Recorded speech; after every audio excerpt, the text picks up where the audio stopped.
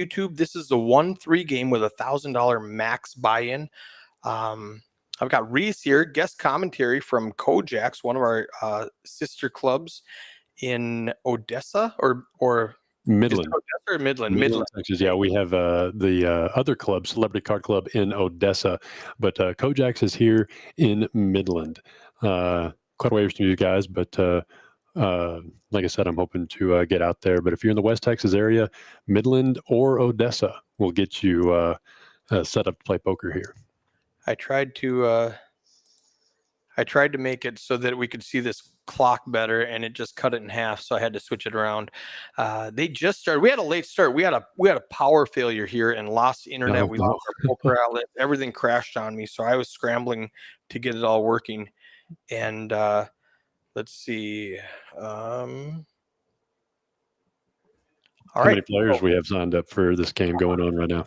So we had 10, and Andrew Wong canceled me when I was driving here. He was a big winner Wednesday, and he signed up for this one again. A lot of action, fun to watch.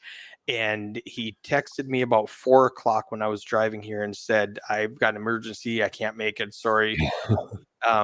So I'm down to 9, no problem, because I had 10. And then one of the other guys canceled, said something came up and they couldn't make it. And the third guy just didn't show up. So about 10 minutes before we were going to start, I text, his name's Brad. And I was like, "Brad, you on your way?"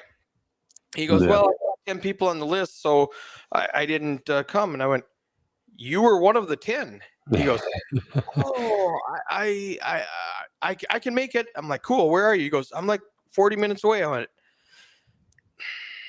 "You know what? Well, maybe we'll see. We'll see what happens. Maybe we can squeeze them in later. But that's pretty standard with live streams. You sign up 15 and hope you can get 9. That's just poker players for you. Yep. You can see in the background we have the 15-minute delay. We've got Minnesota Mike and Jackie King going to be running my live stream tonight. Everybody's drawing for cards. I make them draw for cards, make it random.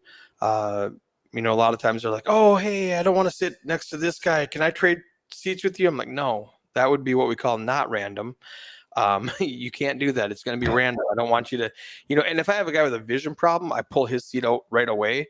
Oh, yeah. But if somebody goes, "Oh, I don't want to sit on Reese's right. Let me, no, that's not how that works. You might just have a bad day. I mean, that's just random drawing." So, so that's what they're doing right now.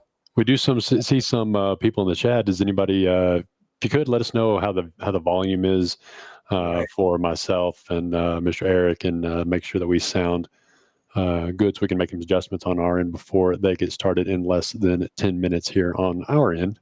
Yeah. I got Mighty Hammer, and I just pulled up the chat on my side. Can you see it now, Reese? I can. Yep. Okay, perfect. Could you see it before? I can see the YouTube portion before, but I don't know if I can see anything else, if there's been any activity on the Facebook side of things. Perfect. They will all be on this new chat on the side that I forgot to turn on. Yeah. So you'll be able to see everything. Yeah, we use Restream.io as well here at Kojak's for our Facebook and YouTube dual streaming. So perfect, excellent.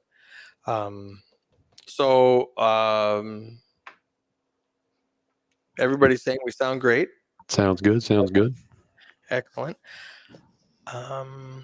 We have 9 minutes. Why don't we talk about what's been flashing a little bit there on the ads on the far left on the screen, and what I've got here printed up? Well, yeah. Where do you want to start? We'll start with $200,000. What about that? I like it. 5 clubs. Yep, this is our $200,000 guarantee coming up in March, and this is going to be included in Poker House Fort Worth. They are one of the 5 clubs. $200,000 guarantee, $360 entry with $180 permanent re-entry. Now, what that means is that $360 entry is something that you pay one time and one time only. After that, you can re-enter the same flight or any flights after that for only $180. I mean, that's a pretty cool thing. And that's every flight, every venue. Every club, every flight, you can Right. come join us here in Midland, Odessa, or San Angelo. And if you pay your 360 play in one of the flights, we're going to have 10 flights at every single club. And then if you find yourself in Fort Worth and Burleson, you can re-enter the tournament there for $180 only. You don't have to pay the 360 again there. If you find yourself down in Austin, you can do the 180 down there. So it's just a one-time fee of the 360. And out of those 10 flights, you take your best 2 stacks, combine them, and come back on day 2. And we're going to Austin for day 2. Going to Austin, Poker House in Austin. It's in Round Rock, actually.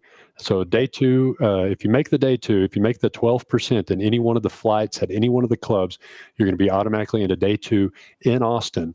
And that puts you in the money. So if you're traveling down to Austin, you're in the money. And that's something that I just can't iterate enough, is the fact that if you're making that drive from Burleson down to Austin, not only get to come see a fantastic poker room we have down there in Austin, but you're in the money. You know, we have lots of players that travel down to Austin, places like the Lodge, and play some of those larger tournaments, but you're not guaranteed any money. You know, you're guaranteed to be in the money. Cash to be? Min cash is probably going to be in the 450, 500? Well, it's at the 360, and you're just looking at time and a half.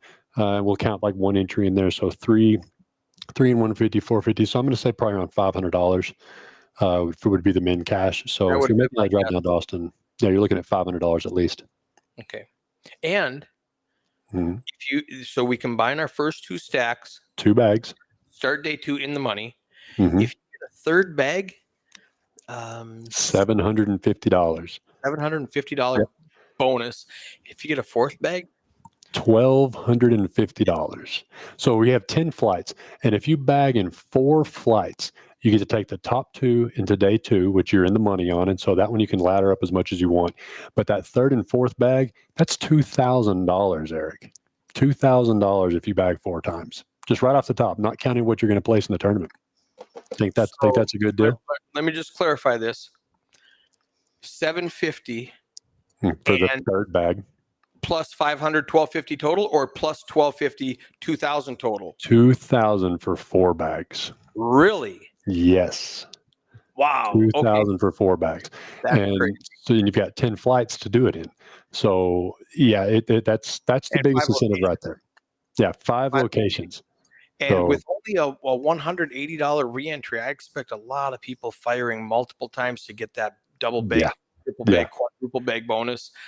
Yeah, that's the biggest kicker for this tournament is if you're making the drive from Midland or Odessa or San Angelo or Burleson down to Austin to check out the fantastic facilities we have down there, you're in the money. And not only are you in the money, but you could earn yourself bonus money by getting that 3rd and 4th bag. Exactly. So it's pretty exciting. GM, here's his face. We got about 5 minutes left of this stream. There we go. Yep, they're getting seated now. We're going to be starting here in about 4 minutes, 4.5 minutes. As players get their chips together for this 1-3. And it's a 1-3, $1,000 max buy-in. Just Texas Hold'em tonight. It's going to be a pretty exciting game. I am going to invite Anthony from Austin in here to chat with us. And that way, if there's any problems, you guys can chat about the action. And whoops, wrong button.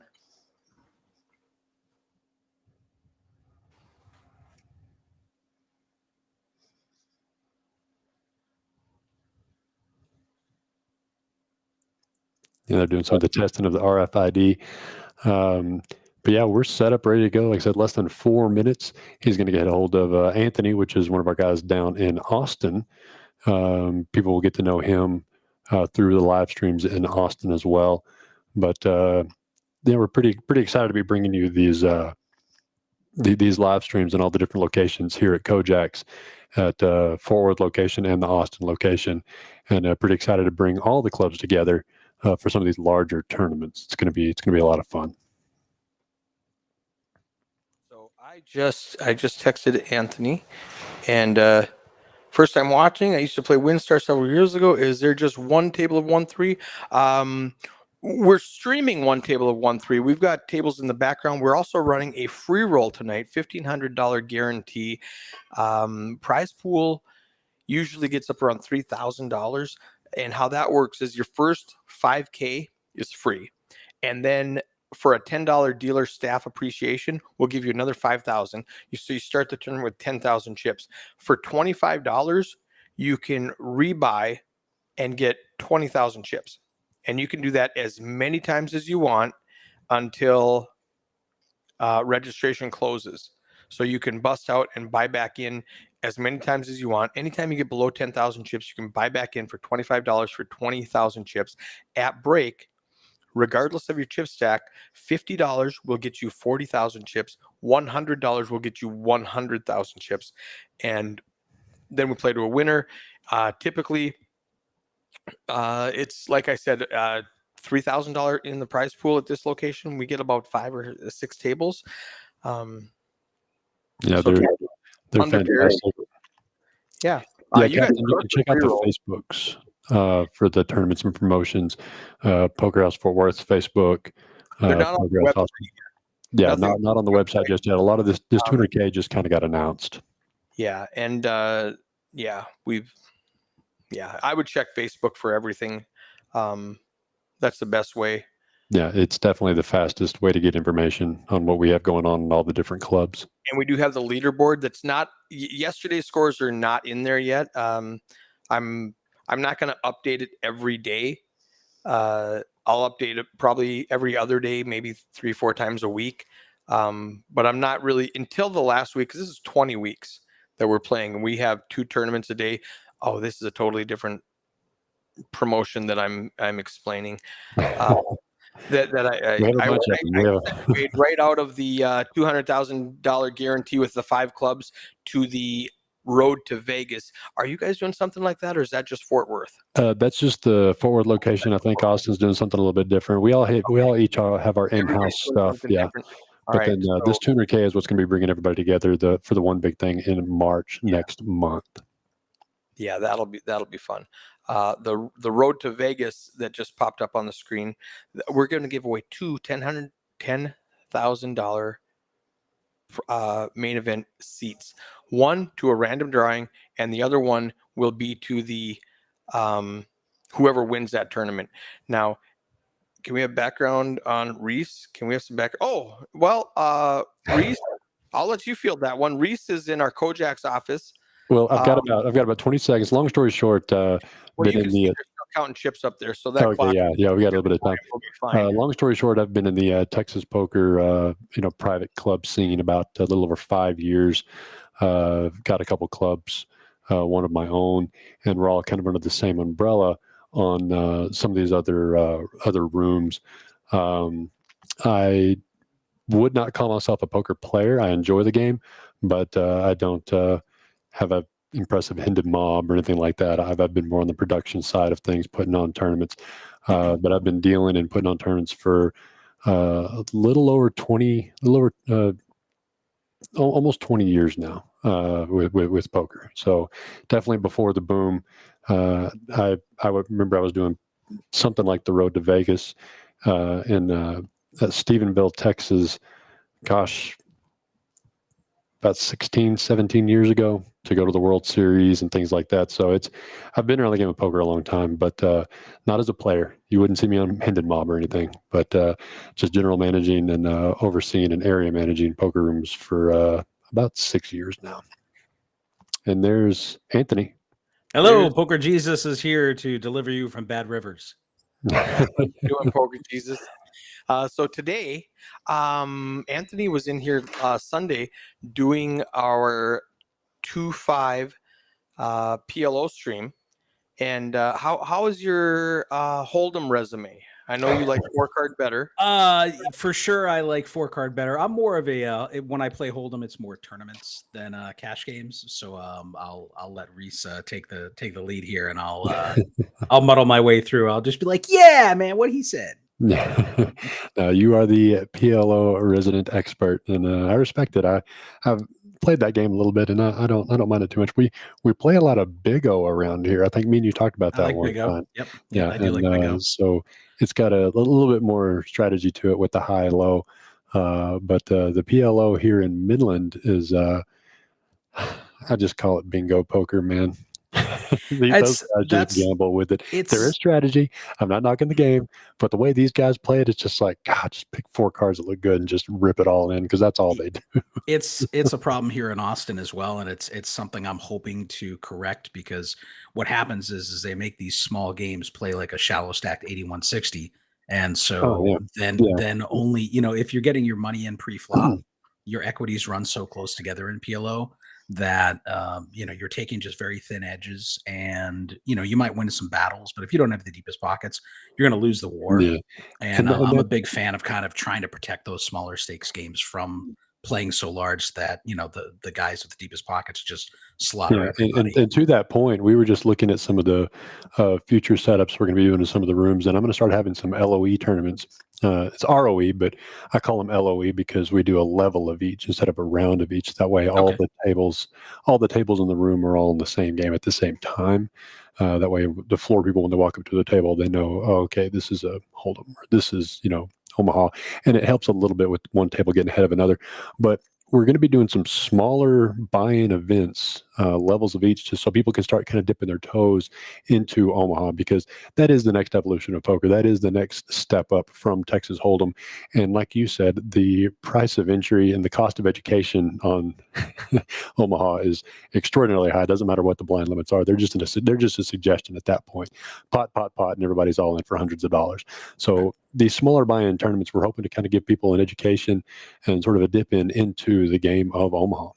Great, that's awesome. Yeah, it's more 4-card is always better in my estimation. Definitely, like if I'm playing a Hold'em game and I get stuck, sometimes I'm like, oh man, it's going to be real hard to get unstuck. But if I'm playing PLO and I get stuck, I'm like, oh yeah, the roller coasters are real. I just need to win one hand. Yeah, the roller coasters are real. But it doesn't matter what room it is. I've been all over the state in several different rooms.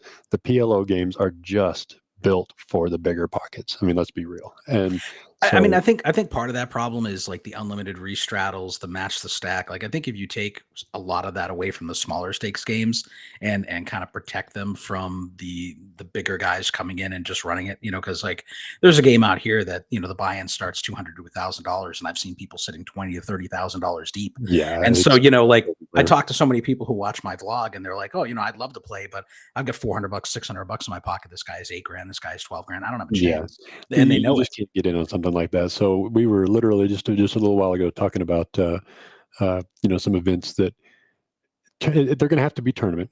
I mean, obviously, because without any sort of, you know, real stake in the game, people aren't going to really care. But in a tournament setting, you know, at a low cost, everyone has a set amount of chips. It creates the equity, the fold equity. In other words, because otherwise people will just be like, oh, it's $100. I'll just call, whatever. Right. I got a wrap. I got, you know, da, da, da. But in a tournament, you know, it allows some strategy to be played that can be applied to a larger stake cash game. Sure. And it allows them kind of a way to learn without, you know, having to go too deep in their pockets either. Yeah. You know, and I think that's important. There's a lot of Hold'em players that try to play PLO and they just get completely destroyed because it's so foreign to them, and they're applying, you know, hand strengths from Hold'em into PLO, and, you know, like bottom set in PLO, you're going to lose a lot of money. In Hold'em, it's a different story. So yeah, and in a lot of the rooms, the popularity has been for dealer change bomb pots, and I've watched so many people, you know, they'll grind Hold'em for 2 hours and then lose their whole stack in a bomb pot because they're just not familiar with 4 cards. They just look at what they have instead of looking at what the opponent could have. Sure. That's just a recipe for disaster in the PLO, because you have to look at things like, okay, here's my improvement, but if I improve, what else improves? And everybody's got 4 or 5 cards in their hand. So it's definitely a way. I hope people can learn to play PLO without breaking the bank. Sure, for sure. I agree. Looks like we get Captain Under Pairs back in the chat here. Anthony killed it. Thank you so much. Appreciate the kind words. I still love the username. That's fantastic. Yeah, he was asking about my history of poker. Why don't you tell us a little bit about yours, Anthony, for the people that haven't heard that quite yet? Because I know you've got a pretty experience. Yeah, sure. So I grew up. I'm part Italian, so you go to family reunions. We'd be playing 5-card draw, 7-card stud, playing cribbage for money, different things like that. And then when the moneymaker boom hit, obviously that was kind of a big thing in my life, and I kind of got more interested in poker.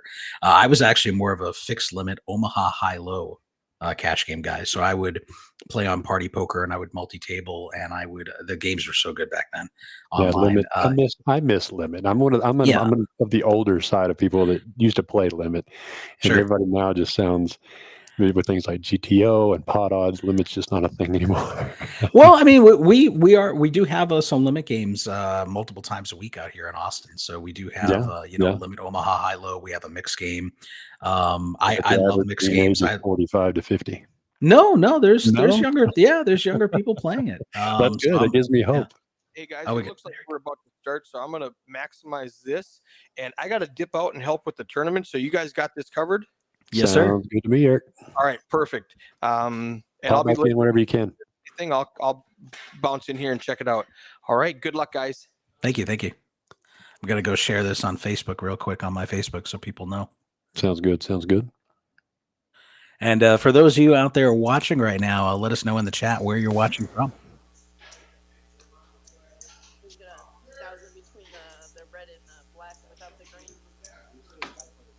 Yeah, I myself am in Midland, Texas, and Anthony, you're down in Austin, correct? Yes, sir. I'm in Round Rock, but it's north Austin. So do you live close to our Austin location? Yeah, I'm depending on traffic, I'm like 10 to 15 minutes away, so not a bad commute at all. Yeah, when I go down there, I'm Ubering from the hotel because I'm not even going to try to drive down there. I lived in Dallas for about 5-6 years, and I'm over traffic. Again, this is a 1-3 Texas Hold'em with a $1,000 max buy. I don't know if they're going to make it a 70% or match the stack as we go on through the night, but the maximum in the beginning right now is the 1K, and I do not know. I'm seeing some big stacks, so it looks like we have a few people in for the maximum to start with. All right, looks like we do have some people chiming in. Misty saying watching from Arizona to see Mac play, and Captain Underpairs. Yeah, Mac, Captain Underpairs saying Los Angeles headed back to Dallas in about 6 hours. All right, thank you guys for tuning in. We got Poker Monkey saying yo, right back at you. What's your bet on it? Yeah, what's your bet on it? Mahomes scoring over a touchdown and a half. So you can choose under or over a touchdown and a half. Blackhawk, Colorado. We had several members from different clubs that were in Blackhawk. I believe last week or was a week before when they had the main up there. Do you know, Anthony?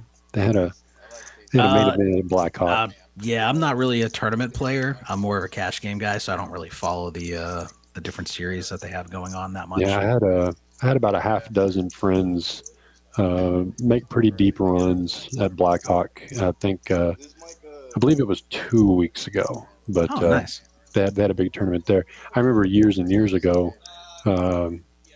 I'll reference to years and years ago a lot because I'm old, but Blackhawk had one of the biggest bad beats in the country, and we had people flying literally from all over the country because you have those bad beat chasers, you know. Yep. And I had friends literally sleeping in their car because there were no hotel rooms, chasing that big bad beat at Blackhawk. All right, your wife's boyfriend says they're from the DFW area. Once again, another fantastically hilarious username. That's the internet for you. Looks like Crissy's going to open up the night. King, queen off. All right, I like it. On the button, she might look like she's stealing here, but she has a legit hand. Shomari with an easy defend. Yeah, he's going to defend there.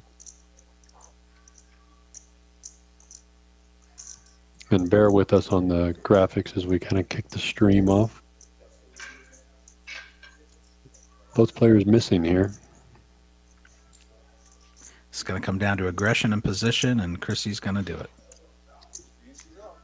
think you can probably read these hands and outs before the computer does, since you're used to playing PLO, right? Well, I was going to say if this was PLO, this would have been like a 6-way flop. That's the other thing. Texas has that joke about being Texas heads up. Someone raises Right. pre-flop, and it doesn't matter if it's 3-bet. You're only gonna, if 5 people call pre-flop, it doesn't matter what you put in. You're gonna have 4 of them come to the flop, so they talk about, Texas heads up. I can't imagine PLO anywhere else in the country versus PLO in Texas.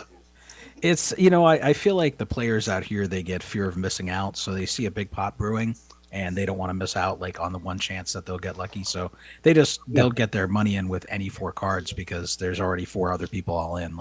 So Absolutely. the variance is insane. You see it in Hold'em, much less 4 cards here in Texas.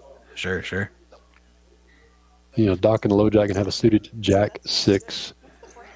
See if we get anybody else to have anything to defend here with. Mac, I like the 5-3 offsuit on the button. Little position play here. Yeah, I mean, if he hits, no one will see it. Shomari raising from the small blind here, punishing the limpers with a suited king. Yep. But it's Texas. Nobody folds. Yeah, nobody's going to fold. In for 3, in for 20. See if the sneaky 5-3 can land anything here. We got an open ender for the king 8. And, backdoor flush draws here for Shomari.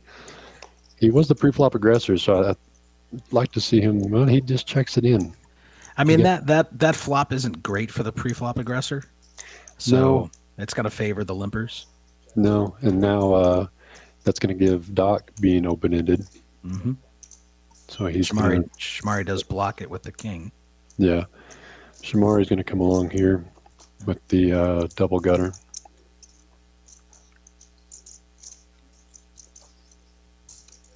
Then nothing really develops, so whoever bets wins here.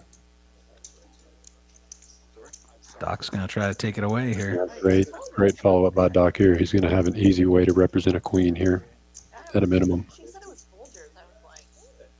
But a half-size pot bet. And takes it down. Yeah, I think I would have liked to have seen Shomari follow up his pre-flop aggression there. He probably could have taken that down on the flop. Yeah, it all comes down to position. I mean, it's tough playing out of position there against 2 opponents as well, especially opponents that get sticky with 5-3 and jack 6 suited. Well, he said they already put in 3. They're going to put in 20. Yeah. That's why I'm generally not a fan of making raises out of position, just because you put yourself at a positional disadvantage in a bloated pot. Yeah, and you don't see a whole lot of donk betting. Donk betting being, for those that don't know, betting into the pre-flop raiser before they've had a chance to act. A lot of people just let the people that had the pre-flop aggression continue on, and so it's it's beneficial to go ahead and do that. And sometimes you can pick up those pots just like that one there. It was definitely for sale. All right, we do have your wife's boyfriend. I would like to find a decent place for 1-3 or 2-5 cash games. Is this the only 1-3 game at this specific poker house? No, we have all kinds of different games at Poker Fort Worth, Poker House Fort Worth, and at Poker House Austin, and all the clubs really. This one's just kind of a feature game that we're doing for the live stream, but there could be another 1-3 out there going on right now. But the most common game typically is the 2-5 or the 5 on the button in some places as well, which is basically a 2-5. We just enjoy streaming these kind of games here because they can get pricey, they can have fun, but you don't always have to have $10,000s of dollars on the table to be an entertaining table, just like this flop entertainment.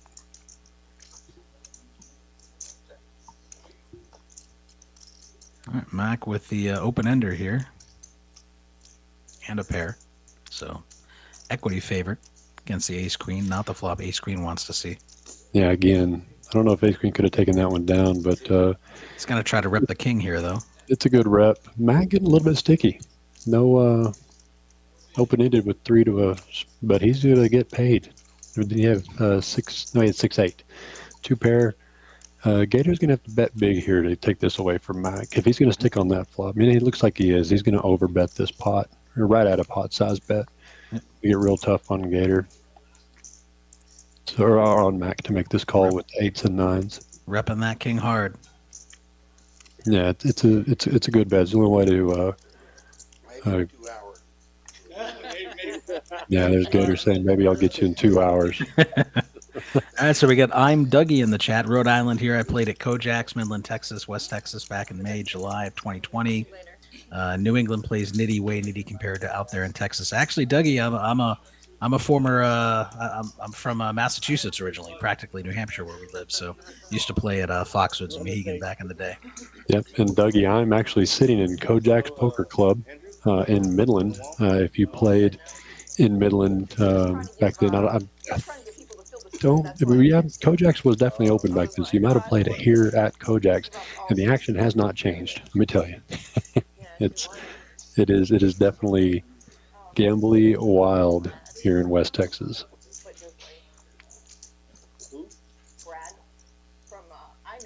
So we've got 7 players, and we'll might have some more joining the table.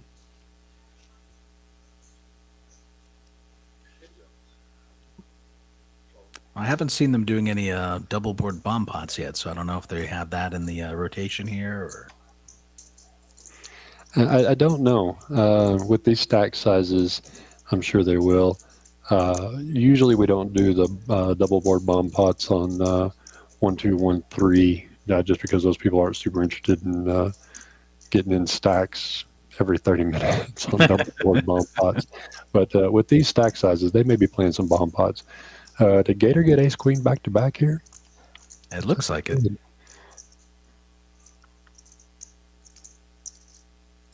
And most players miss again. These flops are not being very cooperative to the players right now. Now, if we were playing PLO, everyone would have hit this flop some way. Absolutely. That's what I'm saying. The action of PLO. You just make so many more hands. All right, Captain Underpair saying usually on dealer chains they do the double board bomb pots, so it's pretty common. And that is typically common. I just didn't know if they were going to do that for the 1-3 or not.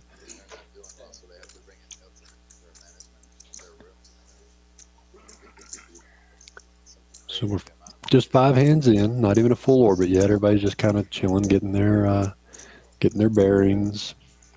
You know, we'll get a couple orbits in, and then we'll start seeing some people getting comfortable where they're at, and some 3-bet spree and things like that. No one wants to get on live stream and get immediately stacked.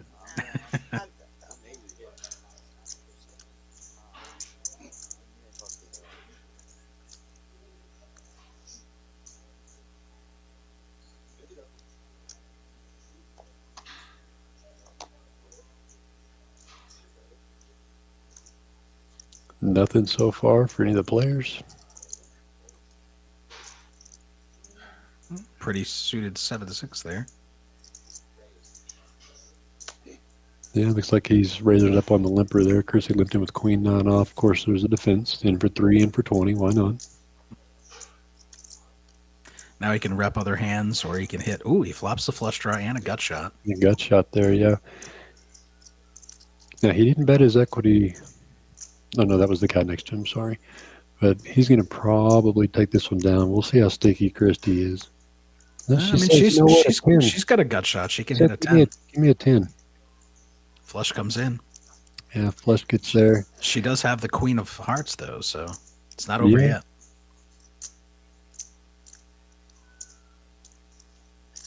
Now, the paired board typically needs to be in people's minds, but it doesn't seem to be very often. PLO, it does. Yeah, but I was gonna say it's not as relevant for Hold'em as it would be for PLO.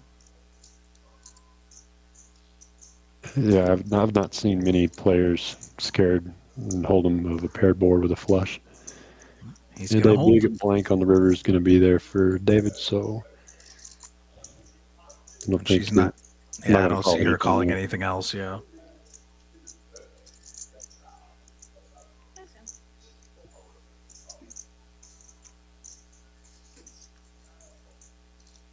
So picking up a nice little $200 pot there. Yeah, yeah. Those little pseudo connectors like that. So tell me, in PLO, in Hold'em, those pseudo connectors are fantastic, but in PLO, you know what? Do those cards just mean danger to you, like they do for me? No, I mean, in PLO, you generally want your 4 cards to work as well together as possible. So having double suited rundowns, like if you have a 10-9, 8-7 double suited and you're up against, ace, ace, 5-3 or something, like you're pretty close in equity. Like you're not that far behind just because you have so many different combinations that you can hit. Now, multi-way with the low flushes, that can get you in trouble for sure, because PLO generally is a game of the nuts. So if you don't have the nuts or you're not drawing to the nuts, someone else probably is, especially where it's so multi-way. But if your table's mostly playing like Broadway oriented hands, you can definitely play some of those, get sneaky 8, 7, 6, 5 hands, and the flop might favor you because everyone's blocking each other for the high cards. High card. Let's see who wins the coin flip on the flop, and the ace king does. Doc with the suited ace king flops best. Dave's going to check those 5s. Does he get curious and peel one here? He just picked up a pot. He might have some extra. If he peels and picks up a 3 on the turn, it could get interesting. But he had a few good turn cards, but I don't blame him just letting that one go. Get in set mine and leave if you hit nothing. Mm-hmm. Yeah, I think if I'm going to play suited connectors in PLO, I want it to be the 9-10, Jack-10 variety. That way it's the nuts. Sure. But again, I don't get to play very often, so I'm usually a nit. I'll be real. No, I'm a nit myself, so I completely understand. I rarely raise before the flop just because I'm trying to avoid playing bingo pre-flop. I don't want to get my stack in 6 ways pre-flop. Like the equities are so close. I want to play post-flop where my opponents are going to make bigger mistakes, where I'm 70, 80, 90% equity favorite. They're drawing dead. I don't want to do a 55-45 or a 65-35 when I can, get them to make a bigger mistake post-flop. Got some. Ooh, spades. Spades would be a nasty flop right now. And Shomari was a non-spaded 4 in his hand, so he could hit 4 spades and have some action. There's a good flop or two out here for these 3 hands. Let's see if we can get it. How about a 4 spades and another spade? Nope, queens are going to flop best. Yeah, we got some straight stuff going on. We got 2 pairs. Very wet dynamic board. Yeah, Dave has got to protect his equity here and go ahead and bet out. It looks like he does for 25. And that's going to be the end of that hand. So possibilities for some train wrecks, but didn't quite cooperate on that flop. Do you know the dealer name by chance? I do not know. Yeah, was it Minnesota Mike or something like that? I think maybe. I don't know. I know Poker House said Minnesota Mike and Jackie were running the live stream, but I don't know if they're in the booth or if one of them's in the box there. But maybe we can get the dealer's name there and shout him out doing a good job. Like I said, I'm in Midland, Texas, and Anthony is in Round Rock, Texas. This is our Fort Worth location. We are commenting on this remotely on the same 15-minute delay as everyone else. And happy you guys are joining us here tonight. We'll be doing this for the next couple hours. And this game got pretty hectic last time, so we'll see how it goes. Looks like we had a $6 straddle. Call and a checked option on the straddle.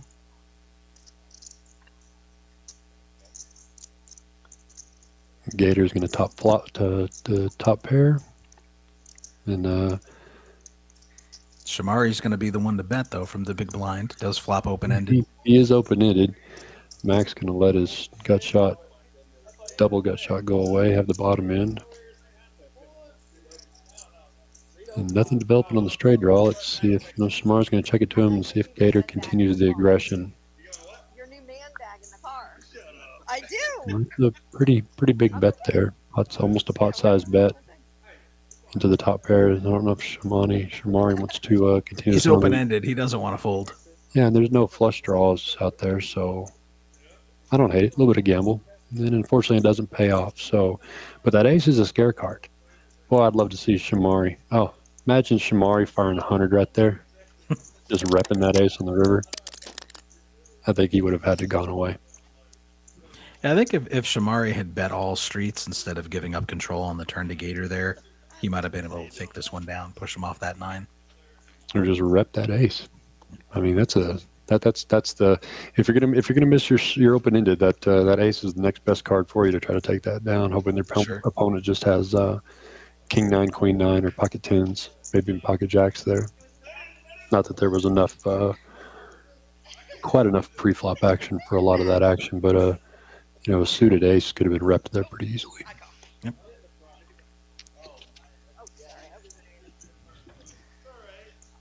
Well, there's another 7 deuce. They're not playing the 7 deuce game.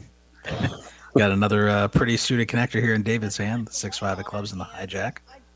What's the 7 deuce game in PLO? Do they have a version of that? Like a win with trips in your hand kind of thing? No, I mean I haven't experienced. I mean there's already enough action in PLO that we don't need to make up silly games to create more action. That is true. That is a true statement. I will grant you that, sir. We don't need stand-up games or 7 deuce games or things like PLO. The action is hot and heavy enough. I mean, back in Tampa, we didn't do bomb pots like you guys do out here. We did flips. So essentially, or I think you guys call them racehorses. Yeah. So everyone just puts in X amount, and then you run it out and see who wins.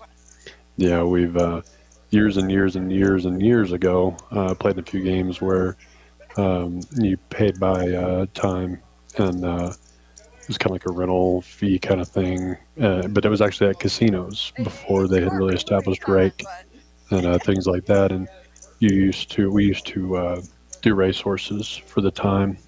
Oh yeah. Whoever wins pays. Yep. I think some streams do that as well. And we have a $6 straddle on.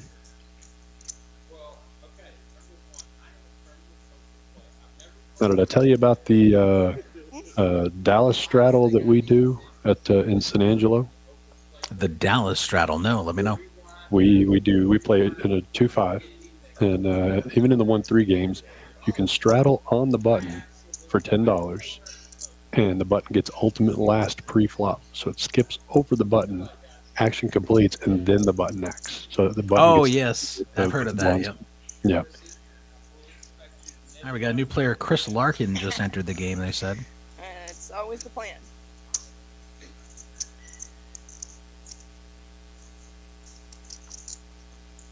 Got the suited ace-4 missing completely, and Doc not having much either, so let's see who wants to pick up this $54 pot.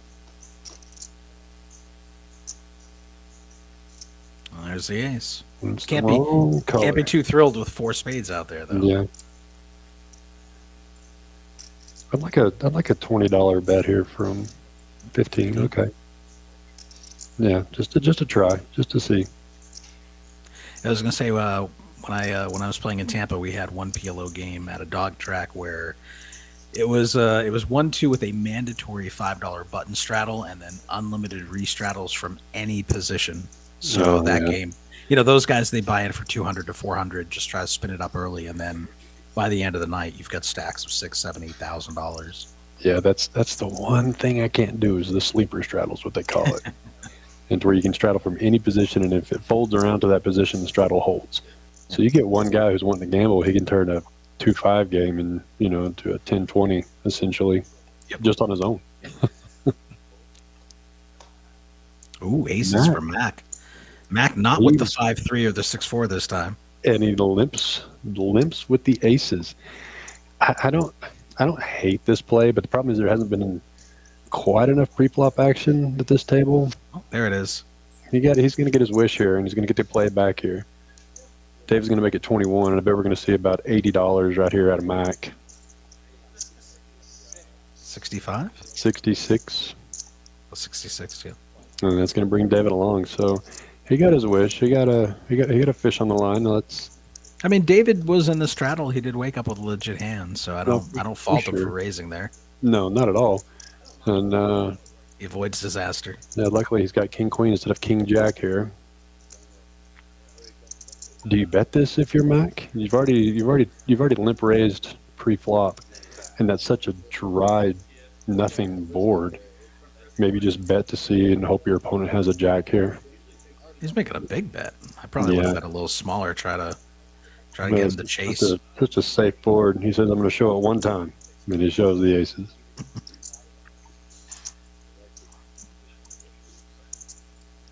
Anytime you're dragging chips, you didn't do anything wrong.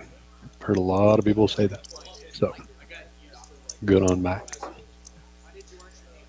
Oh, we got the dealer fist bumping.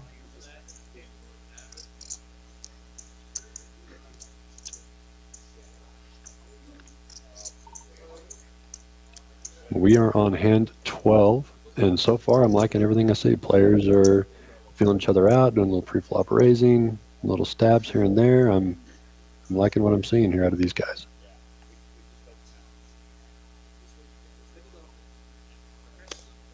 I just love the technology, the visuals, the graphics you guys have, the 4-color deck. Just a beautiful, beautiful stream. I can't wait till we get ours up and running out here in Austin. Oh yeah, we've got a lot of stuff coming for the live streams. We put in a lot of work to them and getting them all set up and well put together. And we're all the clubs are going to be putting out a lot more productions. And we're not trying to rule the world, but we're trying to make them fun to watch. And sometimes these 1-3 games, things like that. Not every game has to be for tens of thousands of dollars to be entertaining. And that's kind of where this 1-3 falls into.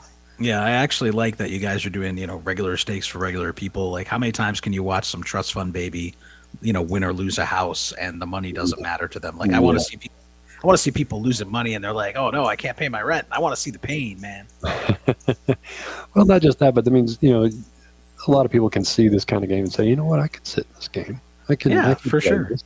Yeah, why can't the average Joe get in there and be able to be on stream, be on TV, and get their time in the spotlight? Absolutely, and so I love these. I love these stream games, and we're going to be doing a lot more of them in Fort Worth, Austin, Midland. It's a pretty big c-bet here. We got the biggest pot of the day so far. Mac with top pairs, Shomari floating along, and even Doc really. It's going to check around. And the queen comes in. Yeah. Shomari. I mean, it's going to be hard to bet here. There's 7-8 to worry about. There's board pair. Yeah, and with as much pre-flop action as there was, it's going to be hard to put somebody on a 6 in their hand, but it is Texas. He's going to go ahead and stab at it, and I like it. I mean, I would be worried that Mac has a 6 every time. Yeah, Mac's going to go ahead and look him up just in case. There's only a $40 bet into about 300. And that was Doc betting. Doc doesn't even have anything. Oh, yeah, no, Doc better. You're right. So Mac's going to look at, and Shomari here is just going to overcall and get max value. Yeah. Any kind of re-raise wouldn't have worked there for anybody coming along, I don't think. But an over flat there, he said he got maximum out of it. You're right.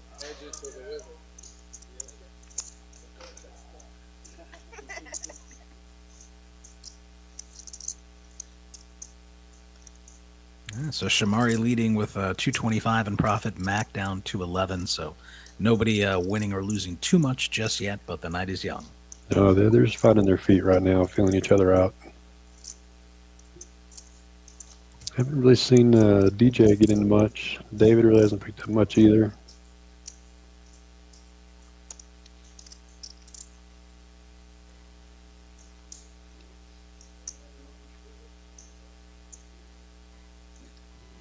See if those guys can wake up with a hand here and get involved.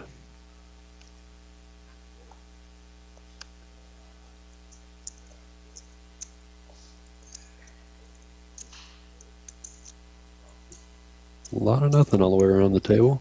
I think Doc going to call on the button. We're going to go 3 ways.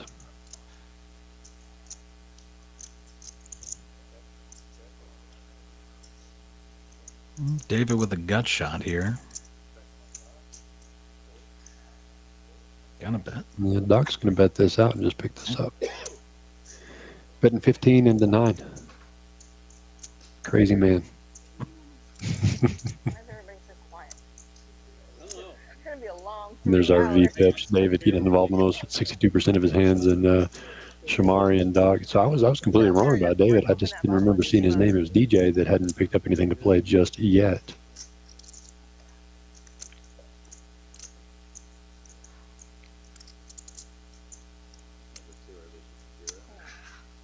Looks like we're still 7-handed here. So it should allow for some wider ranges. What's your favorite amount of table mates to play PLO with? Do you like a full table of 8 or do you like less? Yeah, I'm a big fan of full table, just because I prefer to try to see flops multi-way as much as possible in PLO. It kind of it handcuffs the more aggressive players and the professionals from running bluffs on you, just because it's hard to bluff. If there's 5 people seeing a flop, Right. And then it also allows more of the weaker players in who are going to stack off with second best holdings. So Right. I want them to see flops and make mistakes, with top and bottom pair and underfolds and idiot ends of the straight, 8 high flushes, things like that. Well, DJ folds the winner there, but it's kind of hard to call with pocket 6s when you've got 4 overs on the board. But he got to set mine for cheap anyway. Doc just taking advantage of the weakness with the 6-4 there. Yeah. Only way to win was to bet. Yeah, when I play Hold'em, I like to have a full table myself. Not so much for any real poker reasons, but I'm usually playing for enjoyment, relaxation, and the more people at the table, you can kind of chill out more and fold. Because like I said, I play pretty nitty anyway. Yeah. Well, another aspect of it too is that the more shorthanded the table is, if a couple players go bust in a hand, well, now you're at risk of the game breaking. Yeah. Whereas if you have a full table, it's not as bad. Yeah. So. And usually I'm not in the mood to get creative and make moves, and you typically can do that in a 5-6 handed game. But in PLO, I could see the benefit of being more of a full table. You can kind of play more straight up. Yep. These flops are just not cooperating with these players. So the players that are betting on these flops are definitely do it there. DJ getting mad at the 6s not making anything. He decided to take a stab on that one and works out for him. Gets his money back on minding the 6s. Looks like we're hand 16 now.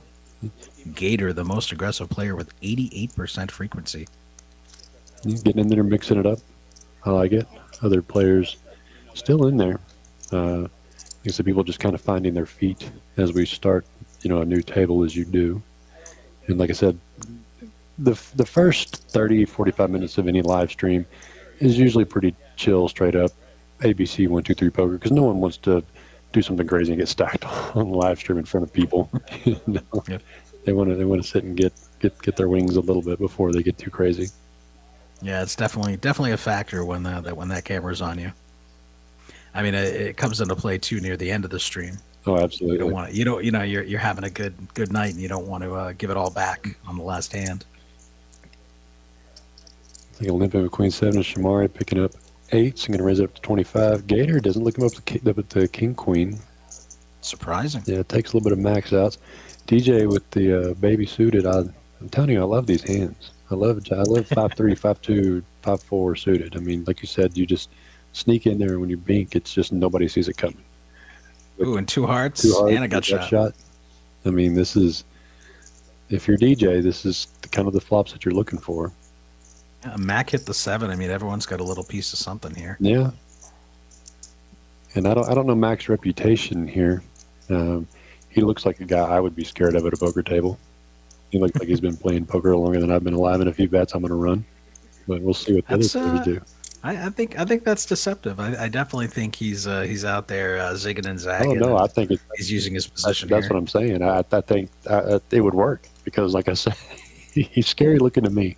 I think DJ is thinking, do I want to check raise him here?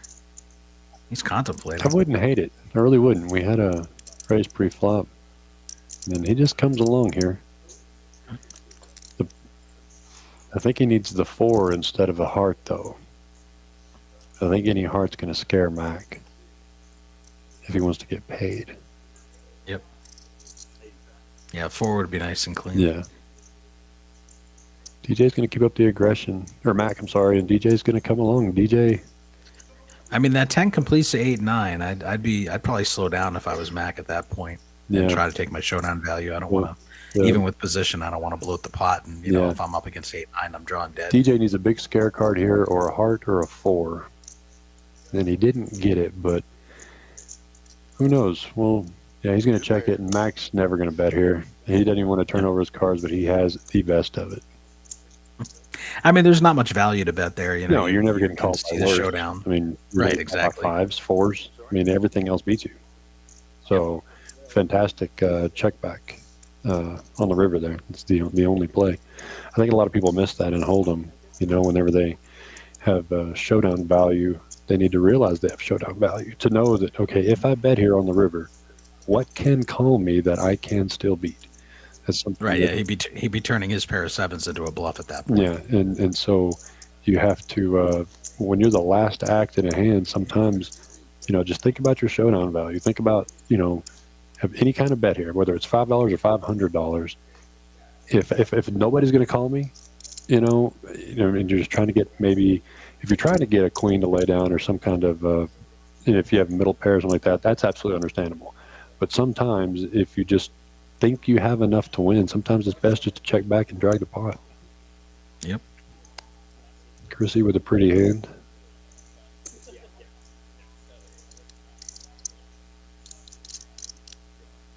See if anybody wakes up with anything to come along with.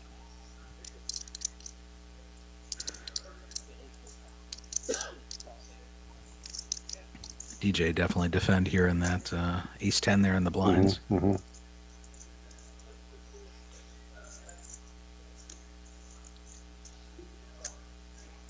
These flops not really cooperating too much. We got a gut shot for Doc.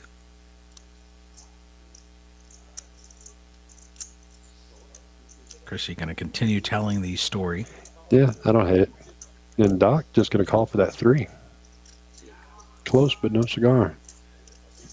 Can Crissy stay on the gas, or is she going to just give him a king?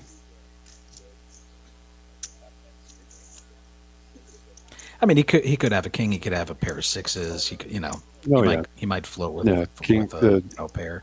Did we miss a bet? Oh yeah, he did bet out. Fantastic bet by Doc there. He let out into her.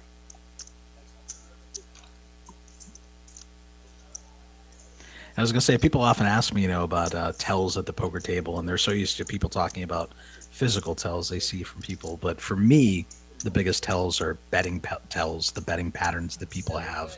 You know, are their bets making sense? Are they telling you a believable story? And if, you know, they're not, I often try to, you know, pick them off and make hero calls. Sometimes I'm wrong, but more often than not, trusting that little inner spidey sense has proven profitable. I would rather make a hero call for a $20 pot any day of the week. I love making hero calls. But sometimes I level myself into folding more often than I make the hero call. I used to do that. My spidey sense would be telling me to fold in certain spots or to call in certain spots, and I just wouldn't listen to it.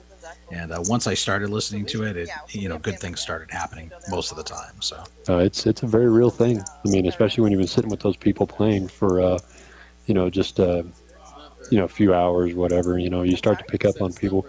Like I said, the betting patterns, things like that. I mean, you definitely can learn your opponents, and that's what poker's about. Sure. I mean, it doesn't even have to necessarily be these specific opponents. It could just be you've been in that situation before, you know, and so your body is remembering it.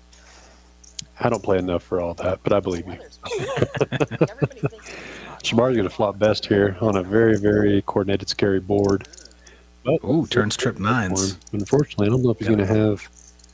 Yeah, going to be hard pressed to get any action Gator here. Just did not quite get anything, but Gator might. Okay, so yeah, Gator's adding his 5 and 4 and saying, "I have trip 9s." There you go. Yeah, he gave us some rope there, and he's going to make an extra 40 out of this. Now, do you play back here, or do you just go ahead and call? There's no real cards on the turn. On maybe a queen, and you can help the guy has a jack. I might play back just because this board is so coordinated. There's a lot of bad turn cards where flushes and straights complete. I mean, he blocks the straight, but. Yeah, he's going to go ahead and make a play here. There's not a lot of good cards that can come out on the river. or there's a lot of scare cards that can come out on the river other than a queen. Yeah, Gator just Yeah, I mean the slight pause. check raise looks super strong. There. Yeah, it's way strong. Take the right, and then you go, and there's 4 options for a right. And we don't have to, always thought we don't have to like, but forget about it. And the voices in the background there is the table, I believe. They're kind of getting comfortable, waking up, playing here at the table, starting to have some chatter. Hand 19, of course, some people start getting really chatty. Hopefully the control board there will tune them in there and we can let them tell us what's there on their brain. Well, I think your players are individually mic'd here too, I believe, which is pretty cool. Yep. And we've got the individual mics here in Midland that I'm setting up. But yeah, every mic, like I said, I'm assuming that's Crissy you're hearing talk there. Everybody's got the lapel mic on. Yep. I've done commentary in some places where they just had like the the overhead mic on the middle of the table, so it's not always easy to pick up the chatter from the players. And sometimes it's their show. You really want to let them be front and center in certain instances with the conversations and the laughs and the jokes and everything. More often than not, the table should be the center of the commentary. Let's be real. But in the beginning of a live stream, people are kind of being quiet, feeling each other out, and so you'll probably hear us less as the night goes on. Listen to the table discuss their table talk as people do at a poker table. How about a straight flush? On the big hand brewing here. Oh, and runner flush. Almost got the straight flush, but that is going to be good enough. Both players. I'm surprised there's not more money in that pot. There's some equity to be had that either player could have bet that turn. Yeah, I mean DJ had the button. He fought the flush draw, some backdoor straights. Yeah, and DJ is gonna wish he had. I guess it's that one back. I guess it saved him money. Yeah.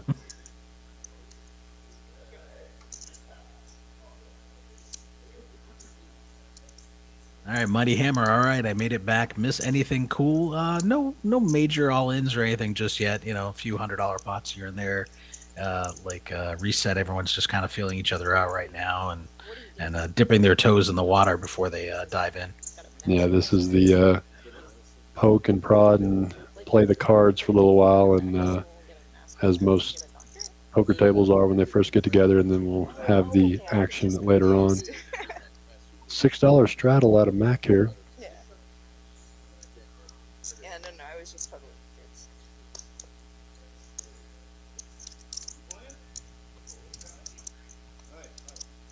Just a lot of middle nothing cards for everybody. And the big blind's not even going to call. So a walk in the straddle with 6 deuce. I don't think there was a face card in one there. I think there was a king deuce suited. Was there? Oh King no, deuce Gator suited, bet. I'm sorry, he bet with 8-9. I missed it. Yeah, he raised free. Good. His VPIP. No, yeah, 3-flop raise PFR quarter. It's pretty good. Yeah, I know they have a really good nursing program, but I don't know anything outside of that.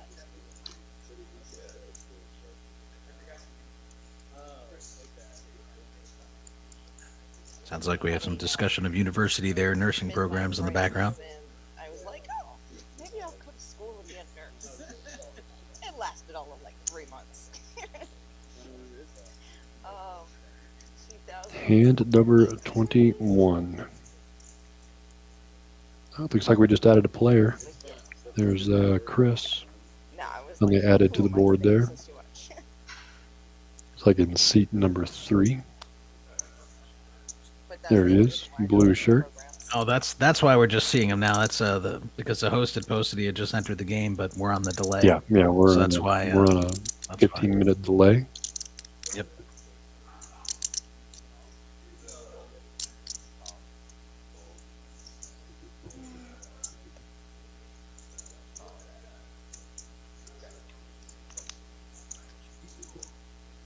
We have 4 ways to the flop here. A lot of connectors. A lot of boards here make this Broadway flop. Yep. yeah. And everyone's got all the low cards, but I mean everyone's kind of hit a bit here. We got Gator with the flush draw. Mac with the tens and jacks. Yeah. Any kind of check here is going to be scary on a Jack laying in the weeds here. So Mac here looking good too. I was just about to say 8 of hearts for the 10. Yeah. I was just about to call for the 8 of hearts, and it comes. Yeah, the board is actually 7, 8, 10 Jack. There's not 2 jacks out there. I just saw it on the camera. It's like the card reader has the Jack, but it's actually a 7. So, yeah, so Mac has the straight Mac now. made the straight. We'll see if it's still diamonds for Gator. If he calls here, those diamonds may be legit.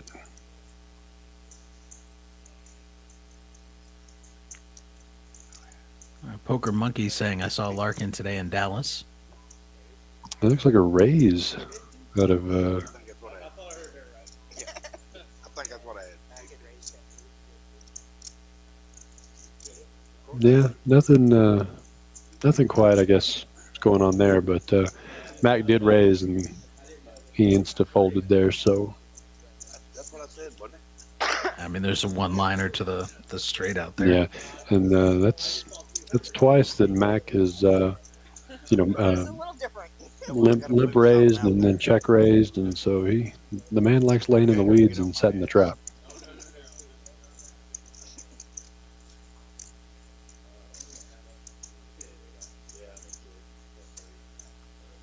And if you are just now joining us, we are on hand number 22. We're going to be playing 1-3 here for a couple hours at the Poker House Fort Worth.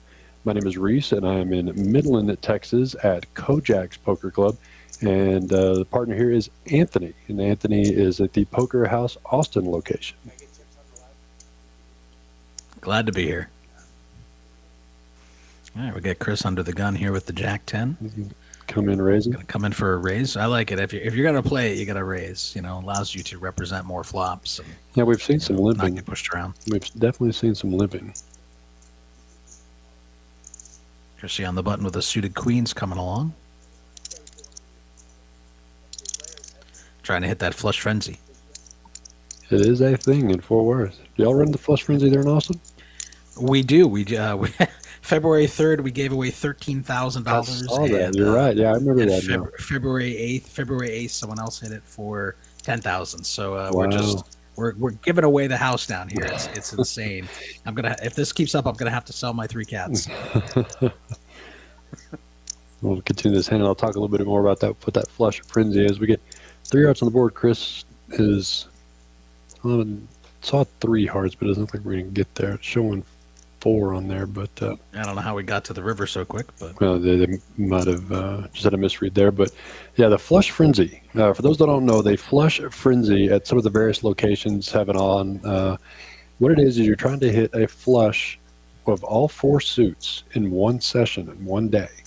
It isn't really a session. You can come and go as you please as long as it's done within one calendar day. You're trying to hit a flush of all 4 suits.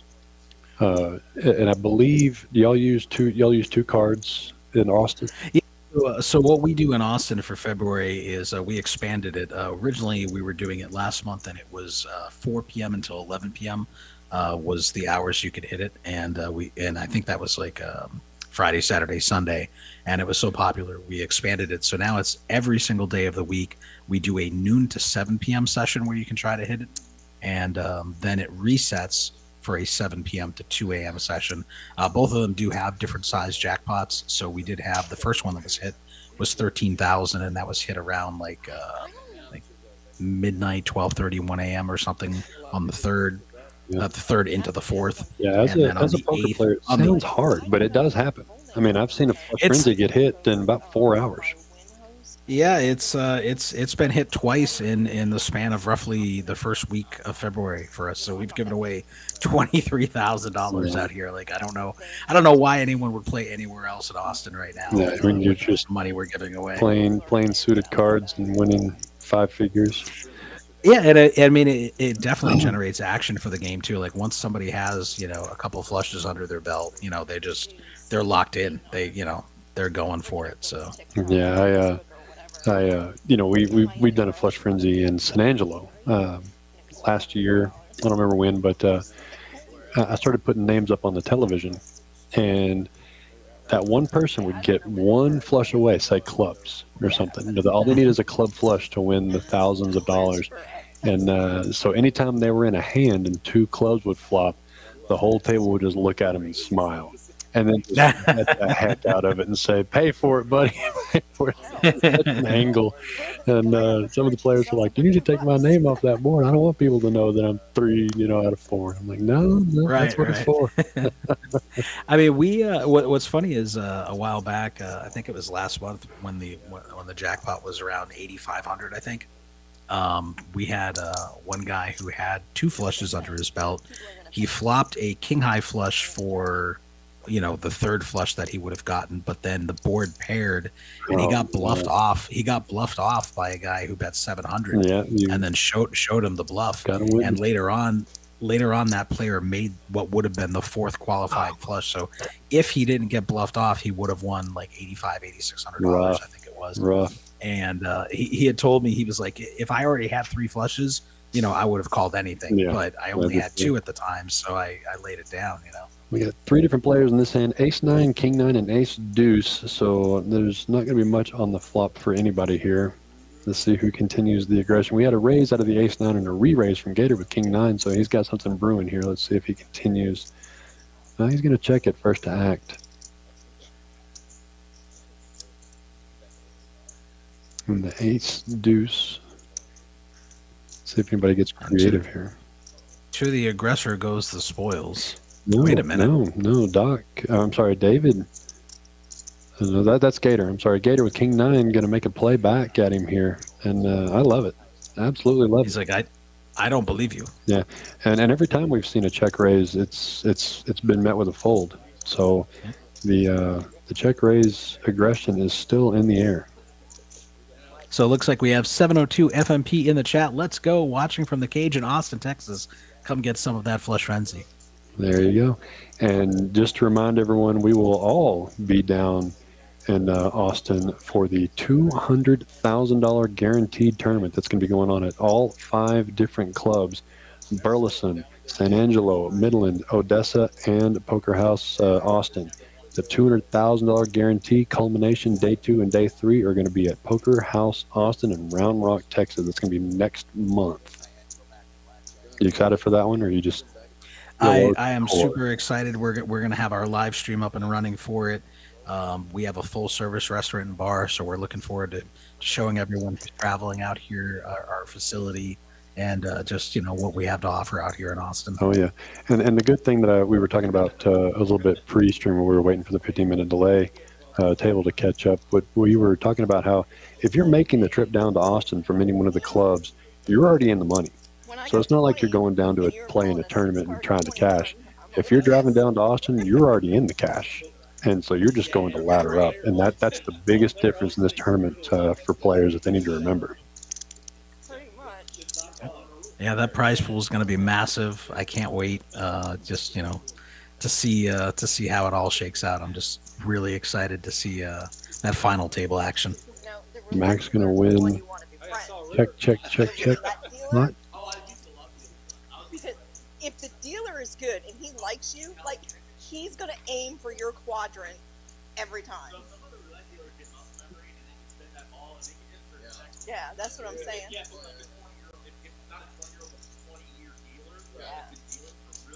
Table talk's getting more and more as players start getting more and more comfortable with each other. I love it. Yep.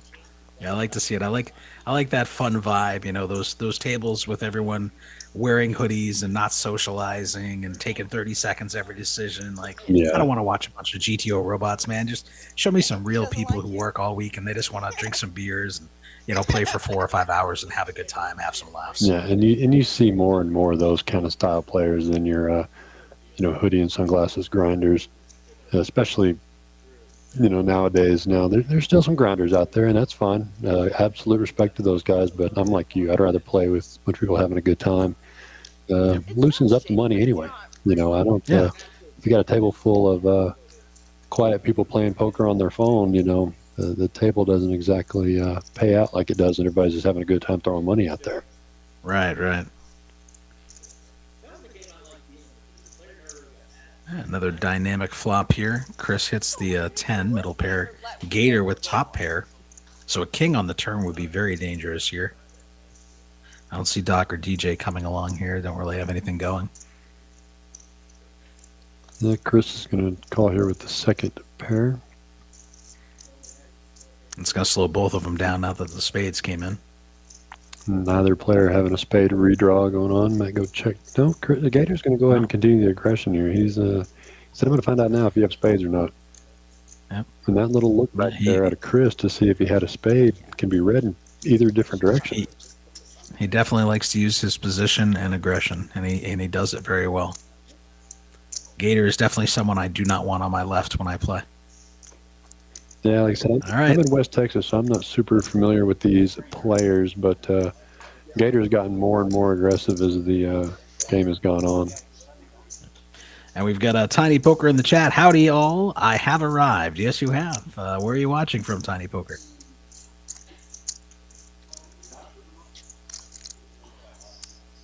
And while we're shuffling up a hand 27 here, Tiny Poker is a commentator partner of Chris Larkin.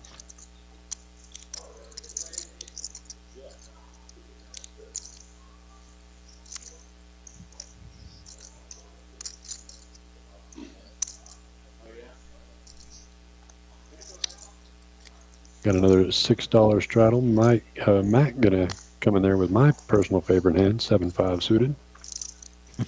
Just limp in, but you know he's limp raised twice now. So, ooh, Ace King for Doc. He's just gonna calling. Yeah, he's just gonna come limp in as well. Disguising his hand. All right. Oh wait, no, it was raised. Oh, he did raise. There was a raise. Yeah. Crissy with a very easily come along hand with 9-8 suited. Let's see if that reader hit her just right. Yeah, there it is, 9-8 suited. And Mac's getting the right price. Tiny Poker on the road tonight in St. Petersburg, Florida. All right, that's my old stomping grounds. I moved here a little over a year and a half ago from the Tampa area. So a little bit for Doc and Mac both, but the 3 clubs out there are going to slow it all down. But Doc with the redraw. I mean, Doc flops top pair, top kicker, and the nut flush draw. Yeah. He's got the world. Yeah, it's going to slow down the Crissy and Doc, or the.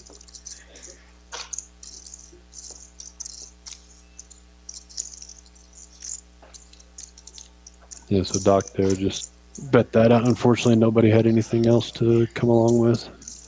Chris, you like play blackjack still? I'm retired, bro. I retired. Gator up to an 83% aggressive frequency. Like I said, he started to bet more and more. I used to know it like in the back of my brain, like. Yeah, if I had to pick one player to be the winner of the stream tonight as far as winning the most money, Gator would definitely be my pick for what I've seen so far. Yeah, he's definitely put his foot on the accelerator faster than everybody else. Matt getting a different 7-5 flavor here. Gator going to raise it up to 10 with his little pocket deuces. If I would lose 200, I felt like I lost 20,000. So you were betting like 500 a hand? Dave going to re-raise here with 8s. But at the end of the 2 days, looks like he is. gone back to the ATM. That's not going to work. This is Texas. Yeah. You're just trying to increase the pot size is all you're doing. Yeah.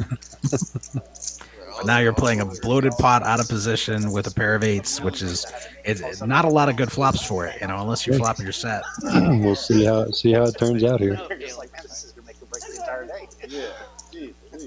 I lost so much money playing stupid games. I got to get out here. I'll tell you a funny story. Really funny story. See if we can get a deuce and an 8 out there. Jack, King.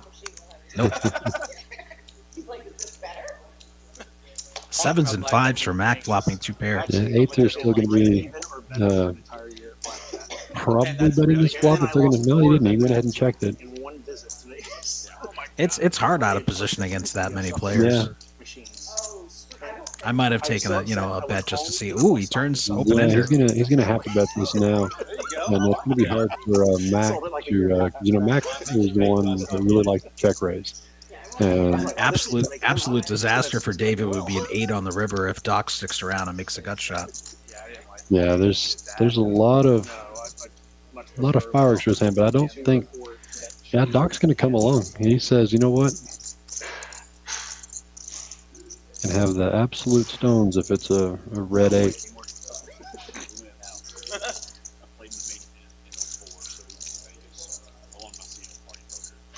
And that's Instead, the just full gonna house be comes in. it right there. Full house for Mac. Is he going to try to let Doc bet this? I think you have to bet it hoping that somebody made that flush on the river. Yeah, You got to target the flush draws on the turn. I agree. Yeah, he's going to make a big bet at it. 150, I like this for this. 140. 25 minutes late. About a half-size pot bet. And, Because if they have the flush, they're not putting him on 7-5. no, that's what I was saying. I mean, you got to lead out there hoping that somebody's made that flush. In the lobby before he checked in. God's honest. So it's system without a lose. Yeah. The Poker House booth there in Force is that Gator is 12-0, playing biggest live stream for the last 12 months, up 6 figures. Wow. That's very believable with his style of play. He's been very good in his aggression points. Made a couple of stabs here on some flops and drug some pots without the cards, and so he's no stranger to getting some action in there. So it's not surprising that he's been kind of the first one to step on the accelerator. Oh, God. Yeah. I mean, craps are the best odds. Craps in the house. Craps, you know how to play it right. You know how to play it right. Slots are the worst. You can definitely win a lot. Oh, yeah. I always played the don't. Nobody liked me. Mm-hmm. Played the don't. Offsuit blackjack here for DJ, raising it up to 17. It's pretty close. Mac gonna have the pocket 8s this time. Definitely gonna come along and see a flop. The best dice roll is the one out the window. All right, Jack 8-3 flop for the pain. There's a There's 3. a 3. All right, I'm 1 out of 3. Gonna go buy a Powerball ticket. Third heart does come in, and it's going to go check here. Does have the ace of hearts. Yeah, so he's going to win with his 8s.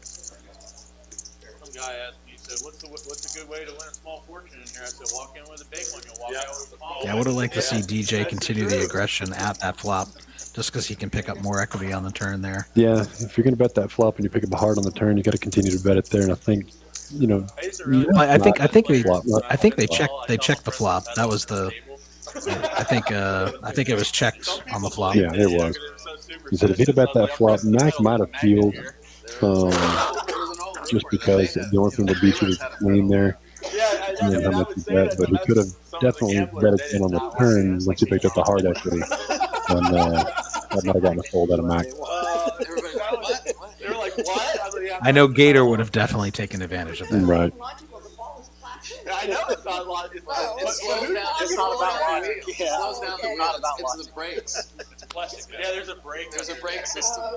Brake system.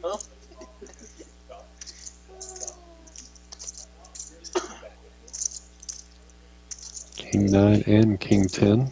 King 10 limps in and King 9 raises it up. And Crissy's going to wake up with a real hand here. And it looks like a 3-bet to 55. Yeah, a bunch of aces and kings out. All the kings are out now. We saw one fold.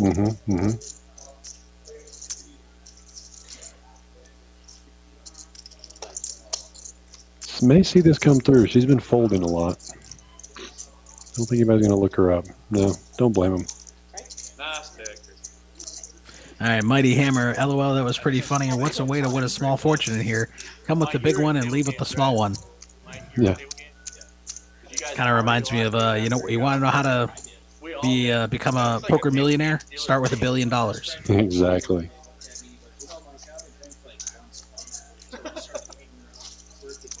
Yeah.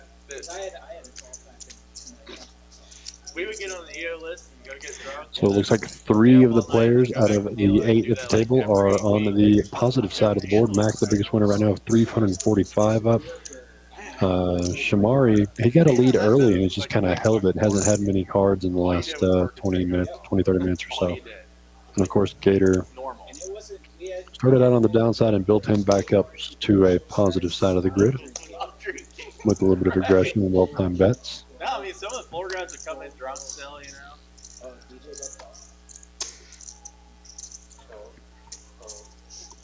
All right, DJ and the +1 raising it up with the suited Jack 10. Chris likes Chris the with the small same cards, suit. but it's got the wrong suit on it for this one.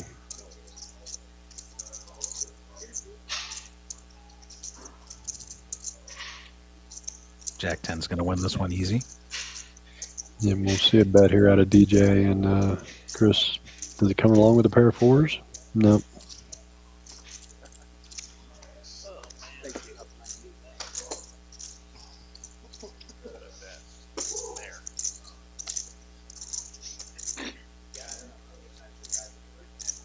I really like the Road to Vegas that Fort Worth is doing, where if you play any of their tournaments, you immediately qualify for your opportunity to win one of 2 packages to the World Series of Poker in 2024. Oh yeah, you're building your own chip stack by how many tournaments you play in and things like that, and it automatically qualifies you for a tournament. And they're going to give away 1 random seat to everyone that's there, so you might as well go. You might as well do it, and then whoever wins the tournament. So 2 packages to the WSOP for yeah, it's absolute bucket list. yeah. Like I love my cash games, but I've always wanted to play that main event. So I wish I lived closer. I'd be playing those. Well, the only way I'd be playing it is if I won my scene into it. I'm not gonna. Well, that's what I mean. I'd be playing the free roll tournaments at Fort Worth. Yeah. Trying to win that package. I have to fight my instincts there. But like I can't come into work today. I got to grind these free rolls. Tournament guys, like you open everything in this situation. Yeah, just build your chip stack to try to win that tournament. If you can't win the lucky seat drawing in the beginning. That chart's colored all the way in. It's just crazy. You only have to play 1 free roll and you're in, and you could win a random seat drawing. Like it's just fantastic value. There's no reason not to play in as many events as you can. I mean, because you're building your chip stacks, you're building points by your placements, and, entries, things like that. So, I mean, it's like getting an investment back on your tournament play. All right, Mac just limping here with the ace. He likes doing it. Let's see if anybody else raises, and no, he doesn't. He didn't get a chance to. But this is about the 3rd time that I think he was looking for a limp raise. Yeah, he has not really been doing a lot of raising. Nope. All right, we know the three gets hit here by. Oh no, I thought somebody had a 3. I guess not. Queen deuce, top pair for Doc. He's going to go ahead and lead out on this, and yep, 2 folds, and we just need to get a couple hands with have some pretty deep equity in the flops here. These flops have been very selective and not very cooperative. I do like that the players are starting to talk at least. Oh yeah, like I said, it's loosening up. We've been playing about an hour. They've got a lot for sale down here. That's a wrong spot. But I know we're pretty much, How'd you do it? Again, you are watching a 1-3 $1,000 max buy-in at the Poker House Fort Worth. One of the 5 properties taking place in the $200,000 guaranteed tournament next month. Yeah, Poker House Fort Worth, Poker House Austin, the River League in San Angelo, Kojak's Poker Club in Midland, and Celebrity Card Club in Odessa. So you got Fort Worth, Austin, Midland, San Angelo, and Odessa all playing together next month for a $200,000 guaranteed tournament. You can qualify in any club. Yeah, it's not something crazy. What's funny is I moved here from Odessa, but it was in Florida, just north of Tampa. And we've got your wife's boyfriend in the chat saying, do you live stream every night? Not every night, but we got 3 different clubs going to be streaming here shortly. We're going to have plenty of live streams between all 3 of the clubs. 35. Mac's going to hit his ace here, and Doc's going to be the one to bet this out, trying to bluff. Probably looked up by Mac. I like things with a little bit of depth, 30-minute Yep. plus levels. And DJ just insta-mucks. Nice hand.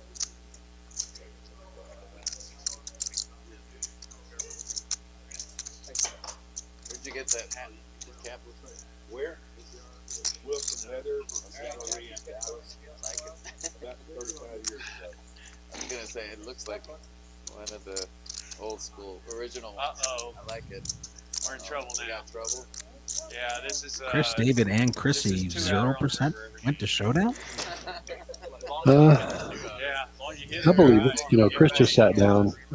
David Yeah. hasn't had a lot of to work with, and Crissy has had some pretty good hands in taking him down Pretty smile. with some aggression. So, yeah, I don't think she's made it quite to the river yet, and probably rightly so with the holdings that she had. I was looking for it. We do not have a set schedule right now for the live stream, but you can definitely check out the Facebook page for Poker House Fort Worth, and possibly even send them a message and sign up for these games. You know, we don't we stream a lot of tournaments, final tables of tournaments, and cash games, and we like streaming. You know, these 1-3 cash games because, like we've discussed a few times before, you don't always need tens of thousands of dollars on the table to have an enjoyable live stream, and it kind of gives people the ability to say, you know what, I can play in this, I can play on this live stream, I can 3-bet, you know, and so check out the Facebook page, and like I said, see what we have going up there on the Fort Worth. Poker House Fort Worth Facebook page, along with all the other Facebook pages of the all the other clubs. So Mac just limping for calling the straddle. I'm telling you, I think he just loves limp raising, and he just hasn't got an opportunity the last two. We watched him do it with the aces. If she makes it. She may actually not make it. We do have the open ender for Doc here. He bet out his last open ender, but he's going to check it this time, being out of position. Now it's showing, I think that was Sissy that bet there. And I think she has the ace-queen. And Doc's going to come along for the open-ender. Sorry, Jackie. Well, Crissy has ace-deuce now, maybe according to the graphic. Looks like they're walking it back to update it there. Yeah, we'll see what comes up here, but we did see Crissy bet out there, and Doc called. It didn't catch that turn card, but now Doc's going to lead out. Did he by any chance make a straight? If the board is, if the hands are reading properly, sometimes this happens on the live streams. He got there. If he's got 6-5 in his hand, he has made the straight on the river, and he's going to bet out for 80. But how many clubs are out there, Anthony? I see 3. Was it just 3 clubs? Because Crissy doesn't have the nuts here. No, I mean she can rep it if she wants to. It just seems there's 4 on the board or not. Couldn't quite tell. I think there's 3. Yeah. Yeah, 3 clubs and 2 spades. So hard for her to rep here. And if she is holding ace deuce, she's just contemplating a bluff catcher here, which I don't hate. But not going to do it. And so Doc makes the straight on the river on about as scary as a board as you can have a straight on. Paired and flush getting there. Not think about it all. No, he didn't have the straight. Showing 6-5. So he had 2 pairs, 6s and 4s. Well, no, the board that we're being shown in the graphics is different than the board that was out. There was a 4, 7, I thought it was a 7 out there. Looked like he had there was 4, 7, 8. 5. Either way, he's dragging that pot and adding to his chip stack. You have any suggestions?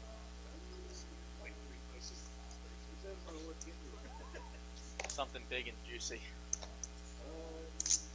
Chris, finally we're getting a decent hand to play. Going to raise it up.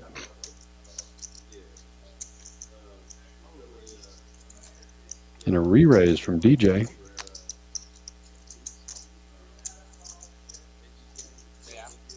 We have our second 3-bet of the night. It's like the only 5-10 game goes off, right? I mean, I don't really see Chris hasn't been too active, so it's kind of interesting that they're attacking there. But Yeah, maybe he figures, Chris is more likely to fold than he did. So. and I don't hate the fold there out of Chris. Ace Jack is not a hand you want to be calling a 3-bet with. You're up against Ace king, ace queen, way too often. Every Sure. afternoon. You're just in super bad shape. You're just hoping they have two unders, an under pair of the ace jack at that point. Every free roll you play in, you get 250 points. If you finish fifth or better, you start getting. Well, it looks like we did have a dealer change here, and I didn't see any bomb pots, so I guess maybe they're not doing bomb pots tonight. Yeah, I've been playing a little pop. Shamari under the gun with the ace jack. Like to see a raise. And we do to 12. I've played that a lot of times. Usually it's always 2, 5, and 10. You know, it's never. The old what suited happens. king coming along. You know what I mean? Yeah, Doc seems like he enjoys being involved in pots. So he's made a few. Trying to turn that lemon into lemonade. You play a 2-2 circle? They run in there, I think. And Doc here going to catch. Mac here going to catch the best of it. I like the 2-5 one. I never Pair is good enough for Doc. Backdoor flush dreams. 2-5 is not like. I don't know. I'm used to games with a ton of action, so I guess like when I see games that are probably action. Not the flop Shamari was looking for. Because I'm so used to people straddling fucking 6 ways, Ooh. going crazy. Doc takes the lead I don't like it. with the two pair. I play it freestyle. I think Mac. Yep, It's Mac's going to really come along. quiet. I played that game a couple times and it was like. Mac looking for an ace or an 8 here. 60. And that's going to be it for Mac. Unless he just wants to try to do a bluff catcher here. Between all the, robotic Europeans there. You think a guy has missed diamonds here sometimes? Fucking Sometimes. Could have a missed straight, missed diamonds. You just look him up with an 8 here. And he tosses it in his direction, knowing that he was just trying to bluff catch. That's funny there out of Mac, just keeping Doc honest. Poker House Facebook showing, or the YouTube showing that is Miss Jackie dealing in the box now. Minnesota Mike running the action tracker. So we want to welcome in Jackie to the box. He's a super nice guy, yeah. Again, my name is Reese. I am located in Midland, Texas at Kojak's tonight. Kojak's Poker Club in Midland, Texas, here with Anthony from Poker House Austin. We are remotely tapped in here doing the commentary for the Poker House Fort Worth 1-3 $1,000 max buy-in game on your Friday night. Through the magic of technology. Yeah, I've been doing live streaming stuff for almost 10 years, and I've never even heard of anything like this, much less RFID cards and poker streams back in my day. Right. Yeah, the technology's come a long way. right. We were still using hole cams and glass table little squares cut out back then. The good old days. Shomari flopping top 2. Crissy with a gut shot straight and the flush draw. This is about the most Gonna see action some stuff we've fireworks. seen so far. Problem for Crissy here is Doc has a lot of the outs she needs. Chrissy's going to bet it. Shamari's going to raise her. Duke it out. I like it. Chrissy's going to call here. She's got too many outsitis 100, right? I can't see that far. and position.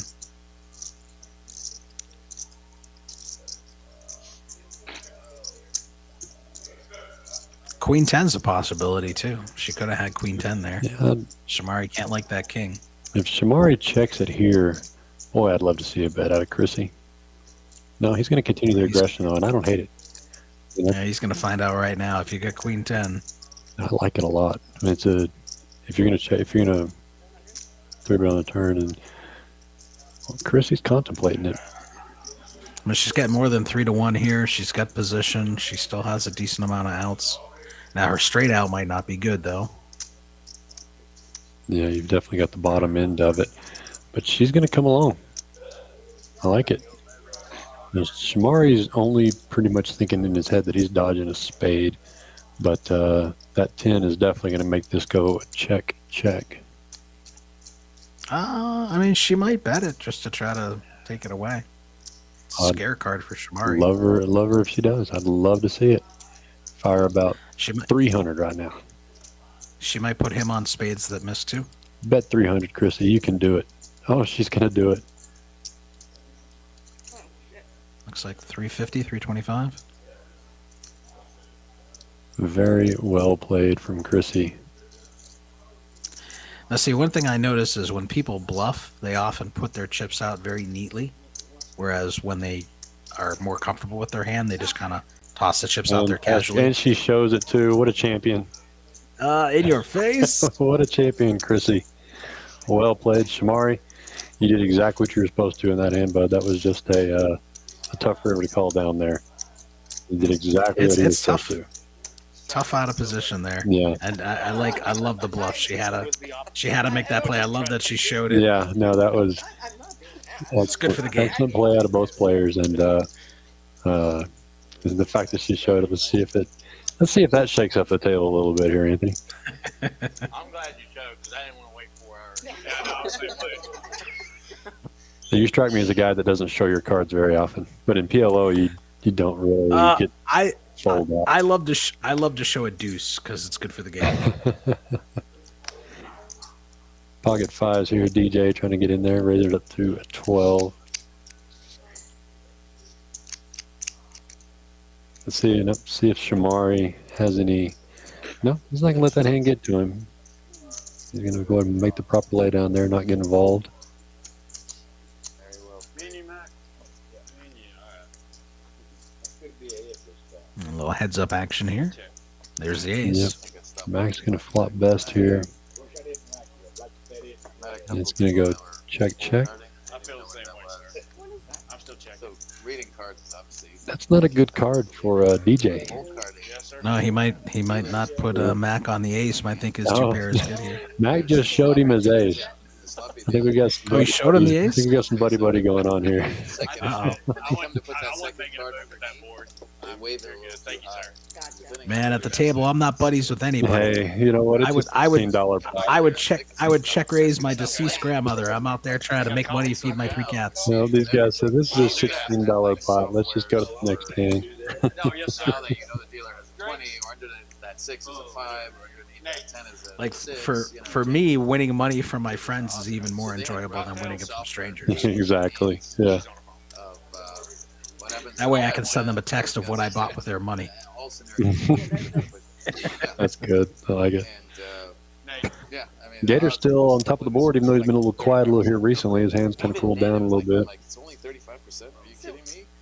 I'm like, You know, Crissy maybe on the bottom with the aggression, but I'm, yeah, I mean, well, I'd be there's willing to no, bet she's you won take the 80% of her unpredictability hands right? that she's played. She's had very good hand selection, You're grabbing a and coffee. a lot of people have folded to her, and she's taken down Do they have some those cold? pots before the river, and then that fantastic bluff there on that one hand. 1 cream, 2 sugar. Mac waking up with Jacks in the cutoff, and he's I'm just telling calling. you, please, Chris raise. I want to see if this guy, he is. Okay, now let's see if Mac has been trying to lay the trap these whole times, because he limp raised with the aces, but he didn't get an opportunity to with the other good hands that he had. So look to see him make this about 30, if not 50. No, he's got to make it more than 30 for Oh sure. yeah, it was a raise to 15. Yeah, he's going big. 100, and it's going to He's not go gonna get snap any snap action. obviously, but Yeah. that's been his MO the whole time. We've seen with good holdings, he's limped in, and the one time that he limped in with the aces, he got a customer and immediately limp raised him, and he's done it again here. Mighty kind of me, sir. I wasn't Yeah, Doc really wanted to see a flop, but not gonna. He showed the aces, now he's showing the jacks. Okay, he's going to keep his image intact, showing that he's been serious. Nice hand. Yeah.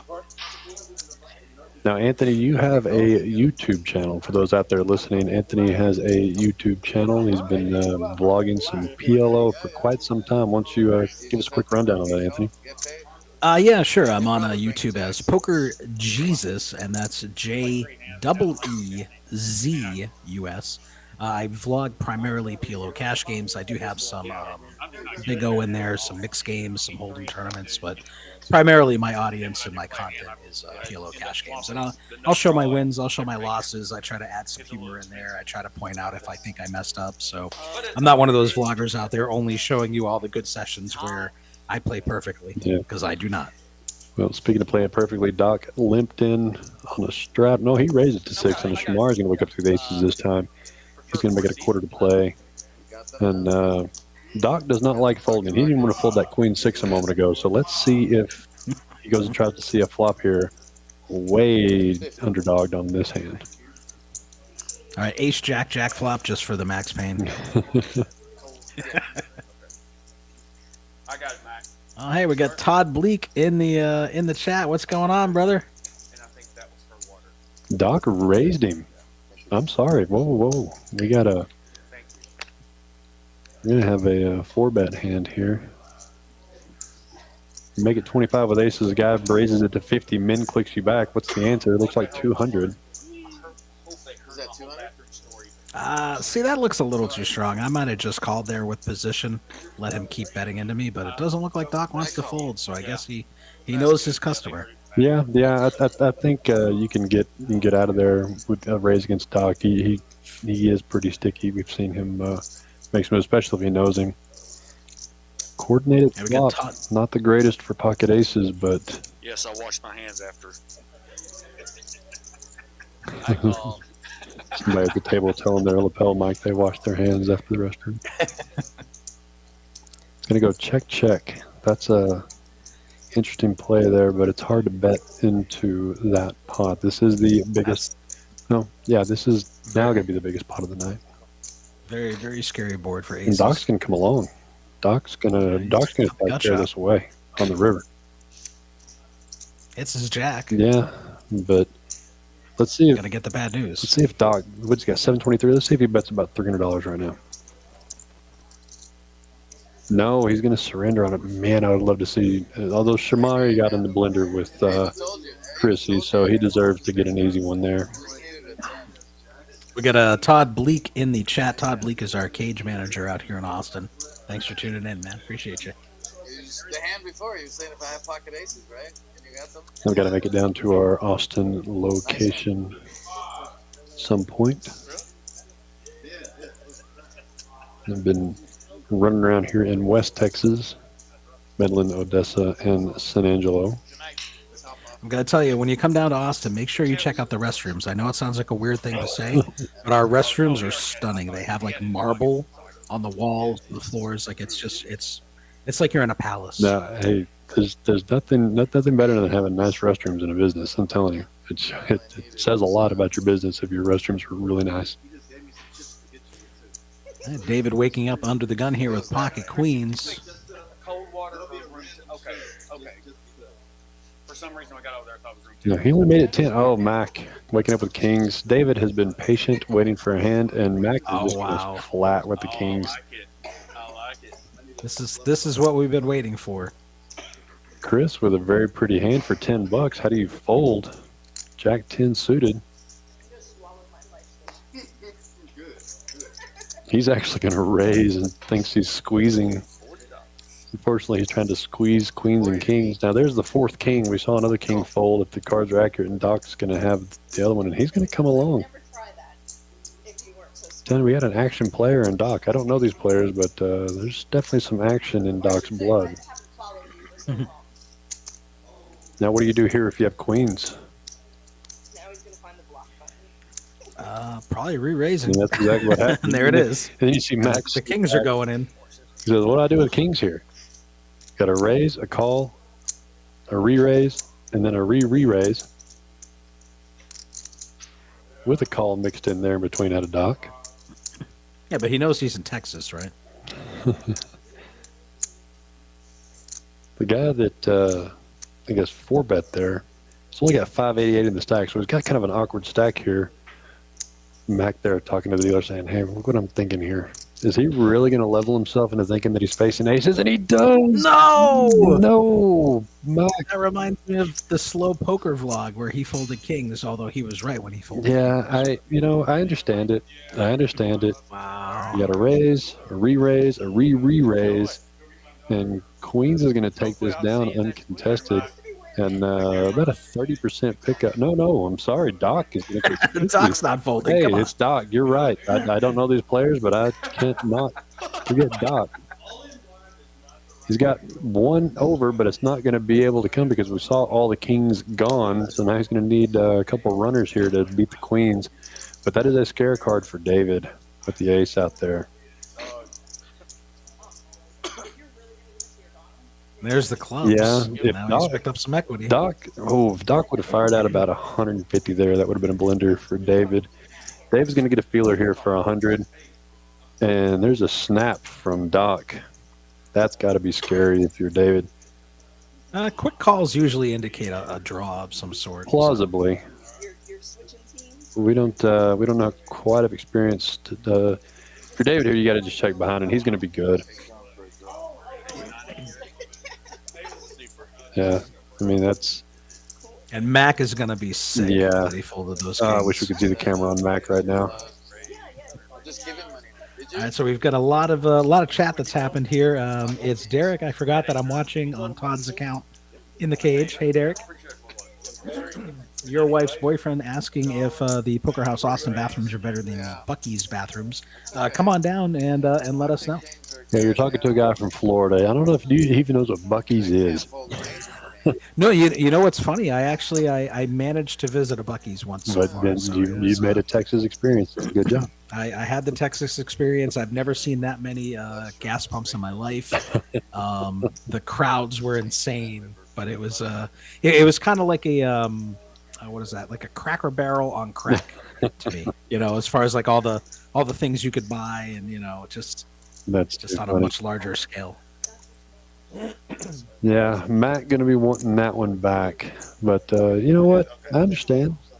It's just a pair, right? I mean, you got to raise, re-raise, re-re-raise. Definitely the most action you've seen all night long.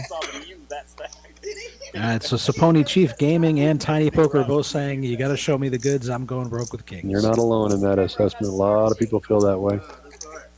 But you know what? Mac would be right sometimes and feel good about himself. So either way, you're off to the next hand, and money loss can be harder to get back when you just let the ones go and not lose or gain anything. Ooh, and Shomari flops the full house joint. with the deuces. It's going to be hard to get anything out of Gator, this one, though. Gator has an overpair. This is a pretty good flop for the fives. There's an ace. That's going to bring in two. That's the gin card for Shomari. DJ and Crissy both hitting that ace. Yeah, that's a gin card for Shomari. And yeah, you got to bet this out here. He's going to bet $50 into 91. Absolutely perfect.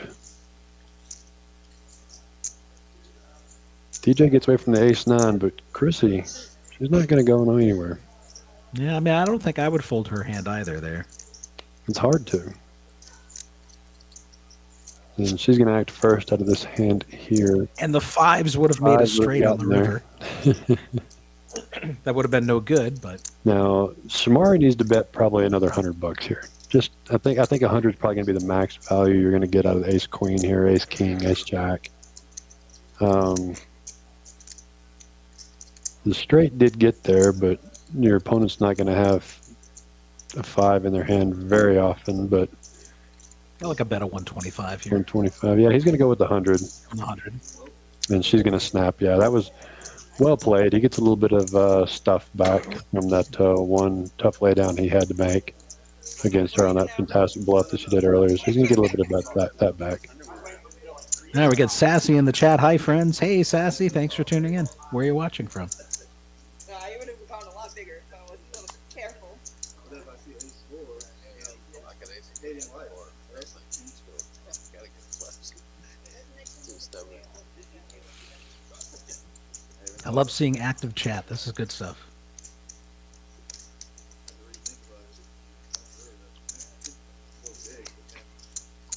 And we are showing the 1-3 game here at Poker House Fort Worth. $1,000 max buy-in. Nobody's had to reload anything yet, although I did see some money coming on the table. I believe it's from DJ, but I don't know if he reloaded or not. Gator picking up the kings this time. I don't think he's folding them. He's going to raise it up to looks like 20, 25, 20. You like max hand? You like 10-8 suited? Are you a 10-8? I like it in in PLO. With, I forget you're a PLO player all the time. Yeah, 10-8 is a very sneaky good hand in Hold'em. Oh, it's going to get him in trouble here, Yeah, though. it's going to be tough on this one. Gator with just a quarter C bet. I like it. I mean, he does have to worry about the 5-6. There is a straight possible. Yeah, he's just playing his But odds. overall, a pretty good flop for you. Uh-oh. Oh, no, he hits two pair. He two pairs him with the 10s It's and a 8s. nightmare. And you're not going to pick Oh, no. 10, but, could he have gotten there with the Jack-9? Maybe. 6-9 open-ended. Going to be sick. And a check out of Mac means nothing. The tables have turned, but Gator sniffing it out, slowing down. Not going to make his own two pair on the river there. Boy, that's $50 too. Max just made it so Just easy, milking 'em. and he just Milking them. it's just a crying call, or can he actually get away with it? Away from the kings here. Clubs get there. Of course, it's just a crying call. He's just got to make Max show it. Almost folded. Yeah, you heard him say, "I almost folded." Yep. Yeah, that's a sigh, toss it in and get you on the bad news kind Yeah, of deal. and what a perfectly painful sizing there from Mac. Well done, sir. Gator tried to equity play his kings there against the opponents that were in the hand. He had Crissy and Mac, so he did about as good as he could with the kings there. I mean, I think he lost the minimum there after the turn. I like his check back there. Oh, for sure. Pot Like control. I said, he was up against Crissy and Mac, who are kind of one of those players that they're going to fold if they're going to fold. And Crissy can get a little sticky, and Mac are both sticky, but at the same time, you're not trying to blow them away. Like I said, I think he did everything just fine on that one. It's just a tough turn card.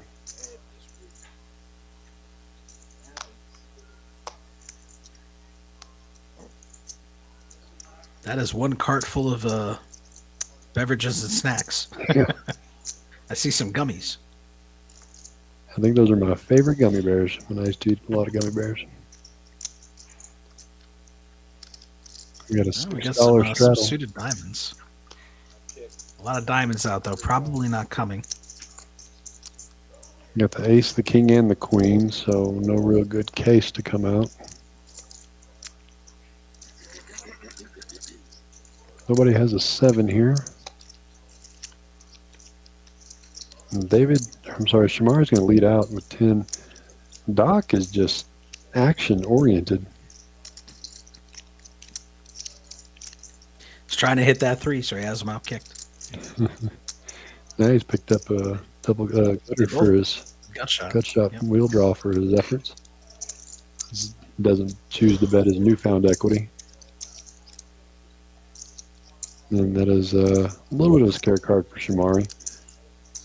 I mean, if Doc called on the turn here, that's a good lead out for Shomari. Blocks Doc. No, Doc looked him up. Wow. Wow. So picks him off with the ace high. Yeah.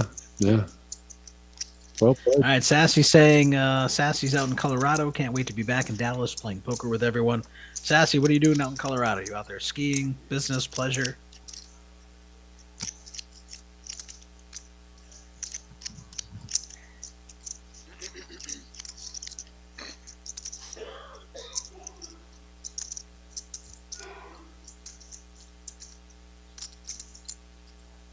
We are on to hand number 46.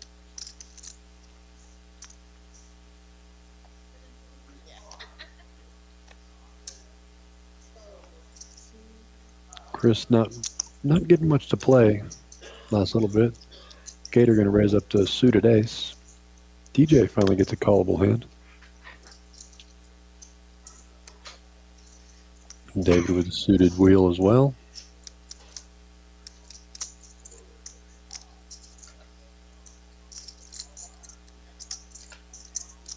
Shomari try a squeeze here, Anthony? No, he's just going to come along. It's tough in the big blind there, out of position against a field of players who don't like to fold. No, the squeeze is definitely hard in Texas.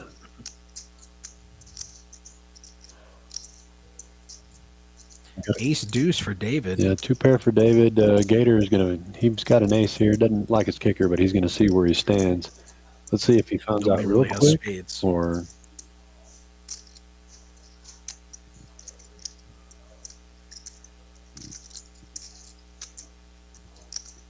no, David's been on the more snug side, so this $100 raise should be super alarm bells for Gator.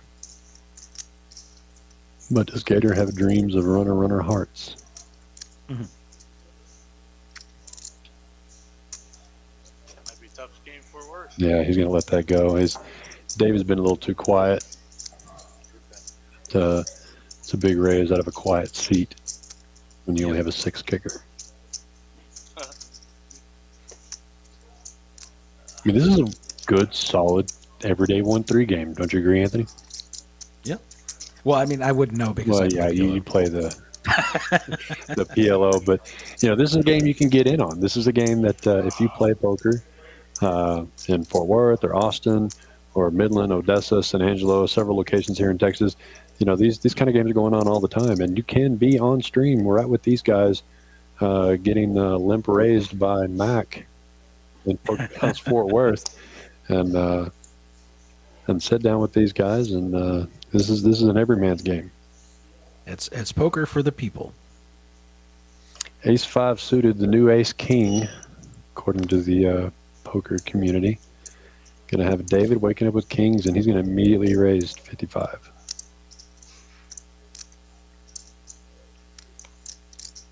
Yeah, you're a PLO player, but the ace wheel suited is the new hotness for poker community these days. Yeah, I grew up on Harrington on Hold'em, so he did not advocate playing ace rag. Doc going to come along as per course from him. Doesn't shy away from many holdings. Shit, I'm stuck $100. Got an hour to get back to even. And David can go ahead and fire at this flop just to see where he's at. He better bet at least $100. No, but it's not going to matter. Doc's not going to test this guy. He's been too quiet. David, you got to show the. There you go. I was literally just about to say that he wants to maintain that image. He needs to show those kings. Pass them back to me.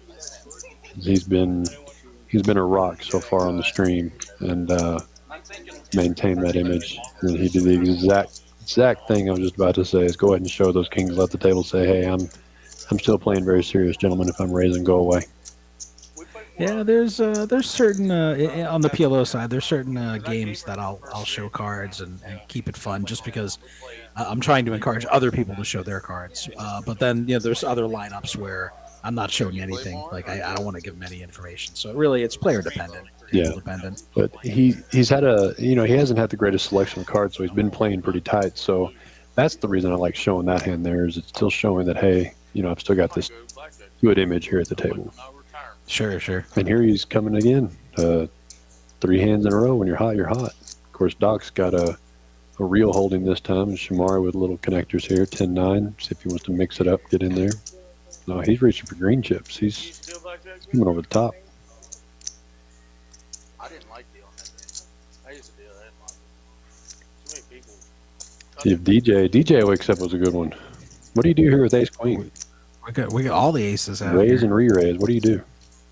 I'm probably throwing it away. I fully agree.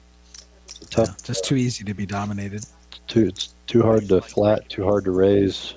Oh man, Yeah. If it was suited, I might be enticed if I think that Yeah. the action isn't going to get re-raised again behind me, Yeah, Doc's gonna. and I have position. Doc's squeezing here, and I was just about to say you could see that, and that'll make David go away, and Shomari may fold here. I mean, it's only 50 to call. He's getting 4-1, and he has position, and he's got a hand that cracks a lot of other hands, big pairs and so forth. So, if I'm Shomari, I'm calling that $50. It's plausible. I mean, he just had a pretty good come up in chips after that bad bluff that he took out of Crissy. So we'll see how much he wants to protect that come up in chips there. If it was suited, you might have seen the money already be tossed in there, but 10-9 up. I mean, I figure my 10-9 is live as hell. The only thing I'm worried about is if I flop top pair, am I, in trouble? Yeah, you can't imagine Doc doing this with ace 10 or ace 9. So yeah, but he's getting a good price. He's getting good implied odds. He has position. Yeah, but like I said, he just got some of those chips back. So I don't, I understand the fold there absolutely. He just got some of those chips back. But great aggression out of Doc there, recognizing the opponents he was up against. And the re-raise there. So he sees Shomari. Like I said, he's up almost 500. So that's kind of what I thought might be going through his head as well. And Mac, with those couple good hands, puts him back in the green. And David, with those last little heater he ran on, put him back in the black. And everybody else down just a little bit. Seat 6, Doc's the one that's down, but you see him quickly trying to get back to that black with the way he's playing right now.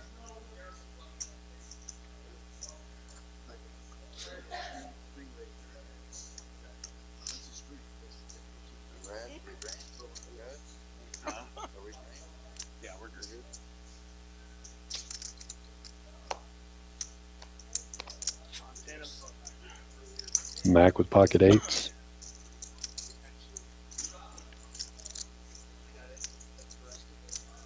He just calls. Can he hit a set? We've only seen one flop set tonight out of Shomari with deuces full of 4s.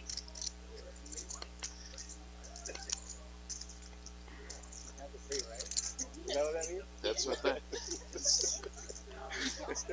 And David's going to call $3. Mac's going to call $3. Kind of a one bet out of.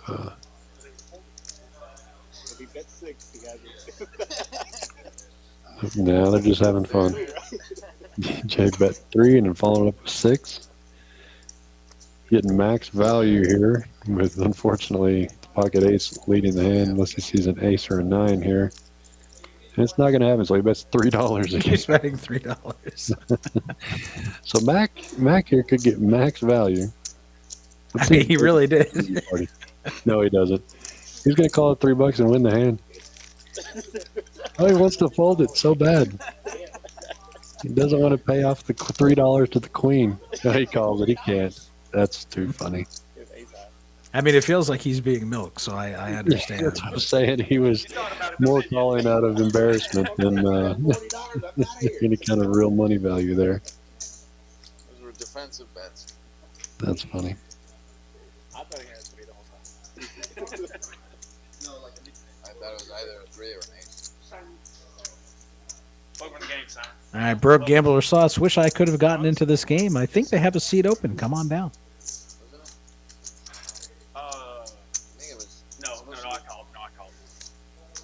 Did y'all tell him the game is 1-3 with the seat 1 giving any 5 rehab? Okay. We are on hand 50, 5-0. And it looks like we had another player join in, Simon, in seat 1. Coming into this last hour-ish. Oh, man, they just turned me into a liar. I just told Broke Gambler Slots we have a seat open, and now we don't. We are on a 15-minute delay. I run so bad. David gets another decent hand. Simon, Shomari coming along with some good holding. Gator with a good holding here, all holding each other's outs. The queen's a little bit alive. David I like David's hand here with all these big cards.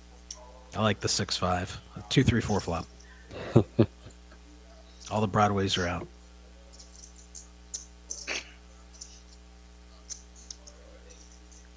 And Simon, he's going to 3-bet this to 80. No, David. Yeah, no, he did. Gator raised it to king queen with to 80. So Gator made a little bit of move there. Yeah, he's on the button. I like it. Oh, there's the king. And that's the worst card for Gator. No, he didn't. Simon's only got ace jack. That's the best card for Gator there. All right, broke gambler slots. I got the email invite, but I am stuck working. Just quit your job. Come on down. It's easy as that. There's other jobs out there. And the Poker House chat chiming in saying that there is a wait list for this game. They're going to be playing post-stream, so you won't get to hear me and Anthony talk about your play, but they'll still be going on, so the money's still going to be there up for grabs. And you've got to watch them play for 2 hours, so have some info into that game.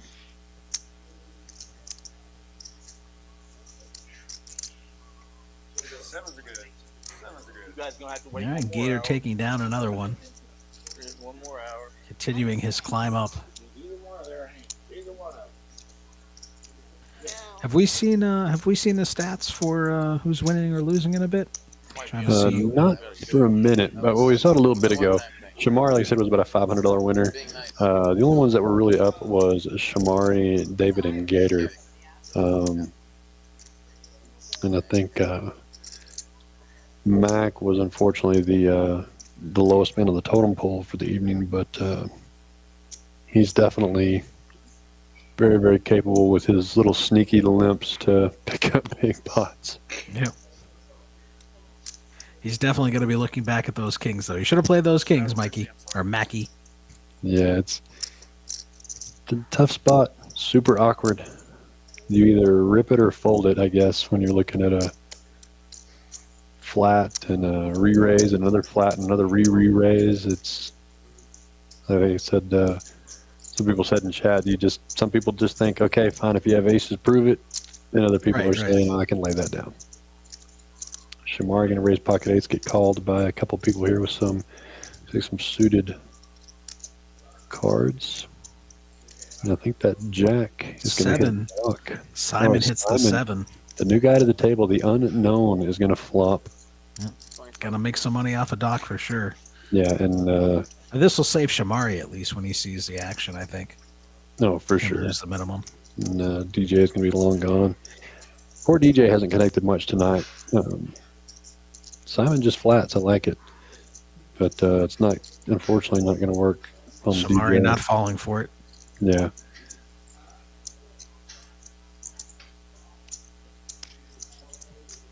Relatively safe diamond peels off for Simon. Ooh, Doc picks up the flush draw. Yeah, that's what I say. It's relatively safe to Simon, and it's Doc's probably one of his best outs. Yeah, very small bet though.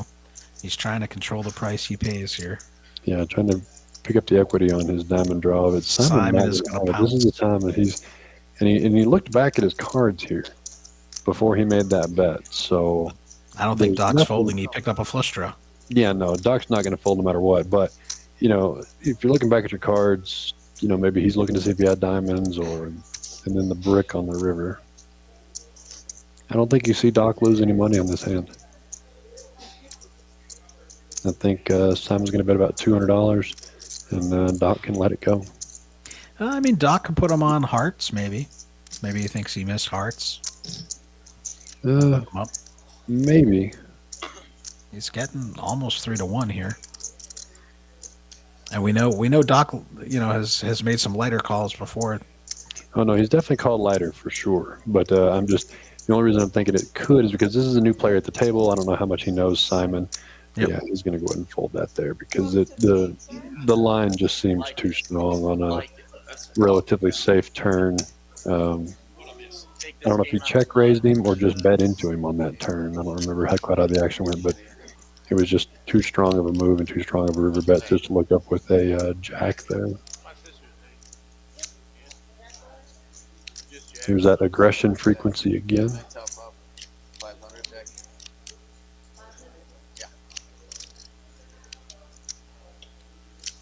Gator in lead at 75%, down to Crissy on 47. She has been the aggressor on half the hands she's played.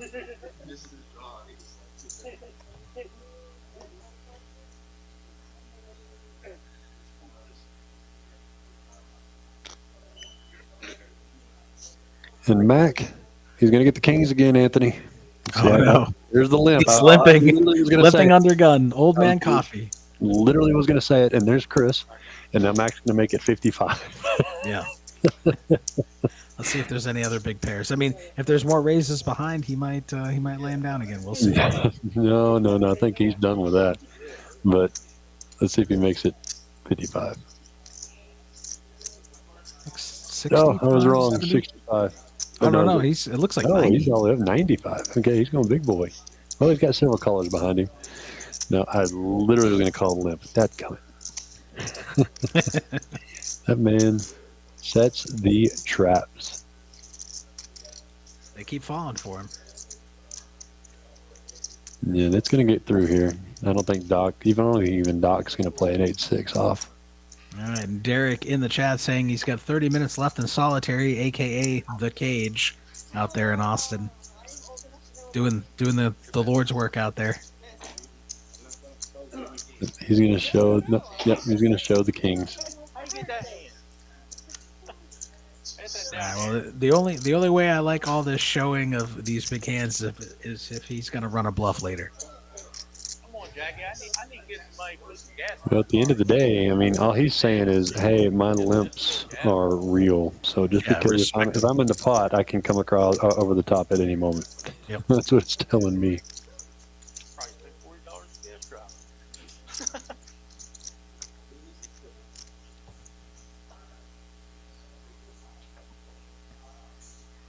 And Mac gone to showdown with almost half his hands.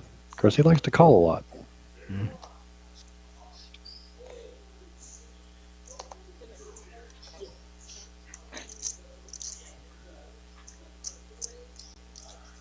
We're over 2 hours into our 1-3 live stream. If you're just tuning in, this is Anthony from Poker House Austin. I'm here with Reese from Kojaks, and we are commentating on Poker House Fort Worth. So we have the trifecta going. Yeah, all 3 different clubs represented here. We got 4 different hands. Doc with that King 5 again of the unsuited variety. See if we see a 9 on the flop or a second flopped set of the night, and not this time.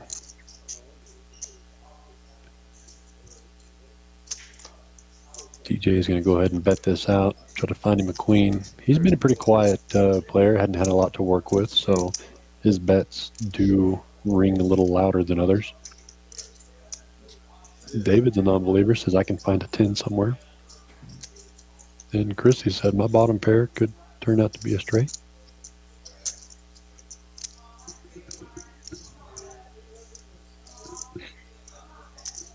And Dave's going to keep up the aggression here, maybe. I hope he does. Yep, I mean, he does block the nuts, so.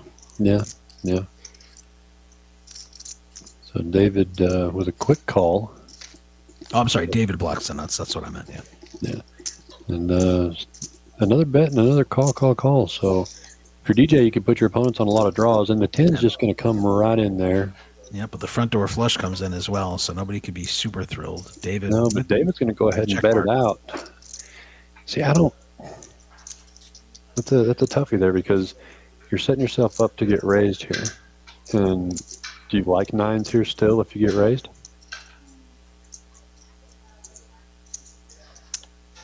Yeah, Sometimes it's good just to check hard, and get your equity. Hard to get value. I mean, maybe he's targeting some 2 pairs or. Yeah, but like they say, if you're dragging the chips, can't complain.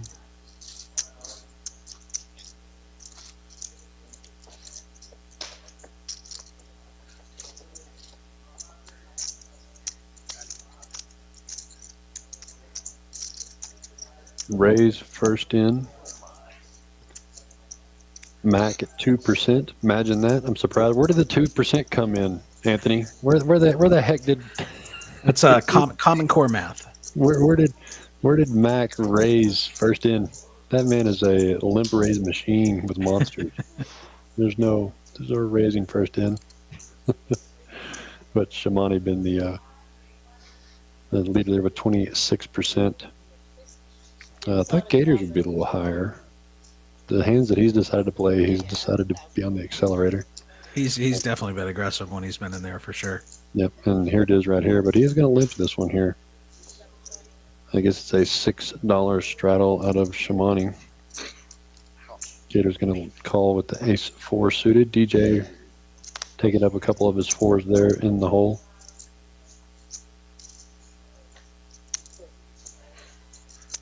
Simon with the suited ace coming along. Might as well for $6. Right. We'll flop some hearts. Trip sevens. Did he fold or we just had a screen room here? I don't know. Let's go clubs. All right, calling for clubs and does There not is come in. a couple sevens. So if he was in there with that A7. So that's Simon has seen trip sevens again out of Simon. Crissy does have the open ender here with the 9-8. So Yeah, Simon's just going to fire right Simon out. will be continuing to the turn here. Watch his back. Does Crissy peel one here for $35? Try to hit her jack. On the button, hell yeah. Let's go. It's hard to put somebody on a boat right off the bat. I don't like it.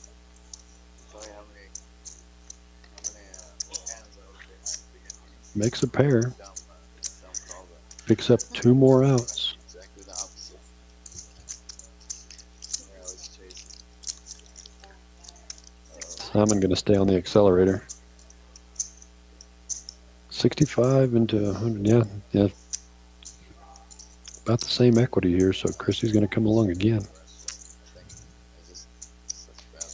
Oh, runner eights. Oh my God. Those two, Oh, those no. 2 outs I was talking about, that's one of them. Oh, Simon's checking. How does he check? Is he That's going to a- check razor? A good check. But Is he worried she's like it's- slow it's- playing something? Yeah, 225 too. And if Simon looks back, 8-9 is a hand that could call that flop. Sure. I mean, she could have been calling with a 10. No, he's got to call it off though. He's got to call it off. Yeah. Wow, he's going to be 6 running eights there. Yep. Wow. Yep. And he doesn't show his pain to share with everybody. Respect. Doesn't show his 7. You'll see a lot of players there flash the 7 just to let them know how lucky they got. Right. Yeah, it takes You know it how- on the chin. You know how bad I run, bro? Yeah, that's poker players like to show that. He did not, much to his respect. And Crissy bailed out there, and that puts her back over her mark there to be back in the green. I told you the chips are going that way. Did she take the chip on the card or did she push it back? So Mac quietly getting back up, back into the green with a couple hands there. Gators slowly bled back down to about even. And he's going to put in some more chips into this pot here. No, he's just going to limp. He's trying to learn from Mac. I keep He's going for the limp raise. Mac with a very playable hand, especially for $3. King, queen. Shomari going to see it flop. Now, where's all these Broadway cards we've been seeing? Let's see some more of them. Well, there's an ace, second best. Shomari and Gator. And Gator's going to make a funny bet, $5. And Shomari just... Okay, he goes ahead and raises. Check raise. Did Gator just fold? Ace He jack? did. Okay. I mean, Shomari's in the big blind. He could easily have the 3-5 there. Could have 2 pair. Doesn't want to chase drawn dead, I guess. Maybe he's played a lot with Shomari. Maybe he respects his game a little bit more. Yeah, I mean, that's more than likely what's going on there is they're couple of local guys, and we all have those in our poker rooms to where, you know, if you get check raised by that guy, he's not one that's he's being serious. Saying, Right. hey man, we're cool. Listen, I'm going to raise this now, and you're just going to fold. I've got a monster. Now, see, that's the thing. Like a lot of the players out here, they know I'm a nit, and they still call because they just want to crack my hands. Like they know they're so far behind, but that 6% equity is just too enticing. Well, like you said, Try to crack me. friends off the table, on the table, they want your money. Yeah, they really do. They love the pain in my face when they chase and get there. We've got several players here in our West Texas clubs that people just like to run them down. It's like you know that they're in the lead, but there's just so many people that just pay them anyway because they're just trying to run them down, and more out of fun than anything. And it's so painful. All right, Simon flopping a flush draw here, some backdoor straight draws. Not much going on anywhere else. But David's going to try to represent on this flop here. Yeah, Simon's definitely going to come along. Nothing going for Chris. He sat down to a couple big hands, but hasn't had anything else come his way. Yeah, it's been pretty quiet. A little bit of a scare card there that can be represented by David. But he did lead out, so... He's going to keep telling his story here. Yeah. That's a big bet. That's 40 into 53. Yeah, that's... He's trying to represent a 4. Doesn't want the flushes to come in. Yeah, but is there a world your opponent has ace-X of hearts and you're just drawing dead every day? Yeah. We got 5 bunches of stuff. Like I said, I'll have watched it in the house.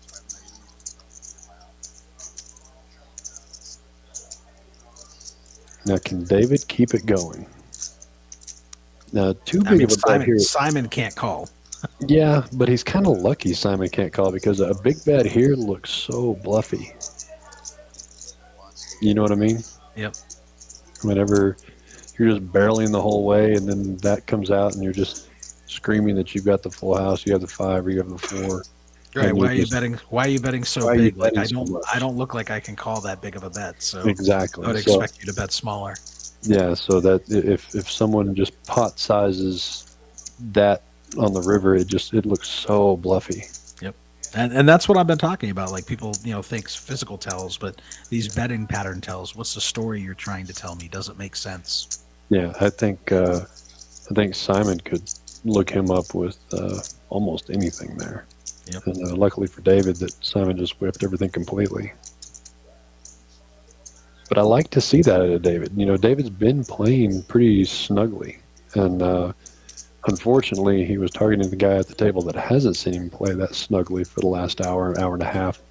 And so it wouldn't have quite worked on him if he'd had anything at all. But I'm glad to see David mixing it up there, mixing up his play. Yeah. Sometimes you gotta change it up there and get a little out of line.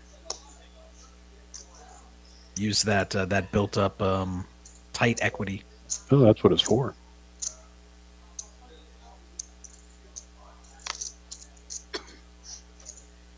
He showed the kings earlier, turned over monsters. He's definitely got valid storytelling abilities at this table. Yeah, Doc calling the straddle here for 6 under the gun +1 with the 10-8 offsuit. Shomari raising the button with a suited king. The suited kings are the new hotness now. Forget suited aces. No, I'll never play it. I'll call with suited wheels, but king 5, forget it. And it's going to work here. No, David's got a real pretty hand, and it is Doc with 10-8. And then Doc's going to go ahead and get out of the way. He's out of position. And David just did pick up some free chips. Might feel good about getting that triple barrel through against Simon. So he might be feeling a little bit. No, he's going to go ahead and let it go. So, All right, Shomari getting some respect there. oh yeah. Oh, we're getting some feedback. Yep, we got some feedback to the booth if anybody can hear us now. All All right, I just muted my mic a second ago just to make sure it wasn't me. It's not me. Yeah, same. Good to have you back, Mike.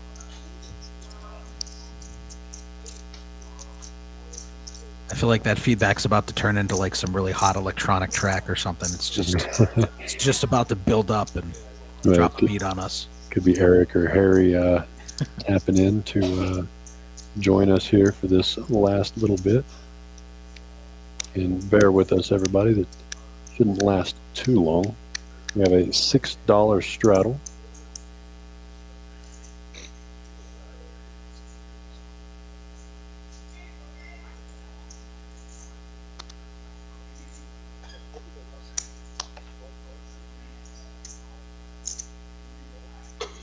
Mac built him up a little wall of chips there. I like it.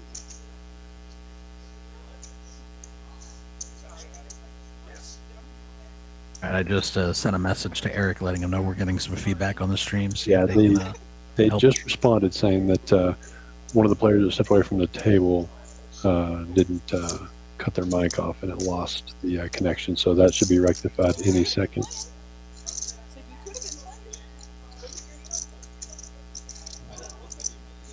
Nobody hitting anything on this board. Chris with the best of it.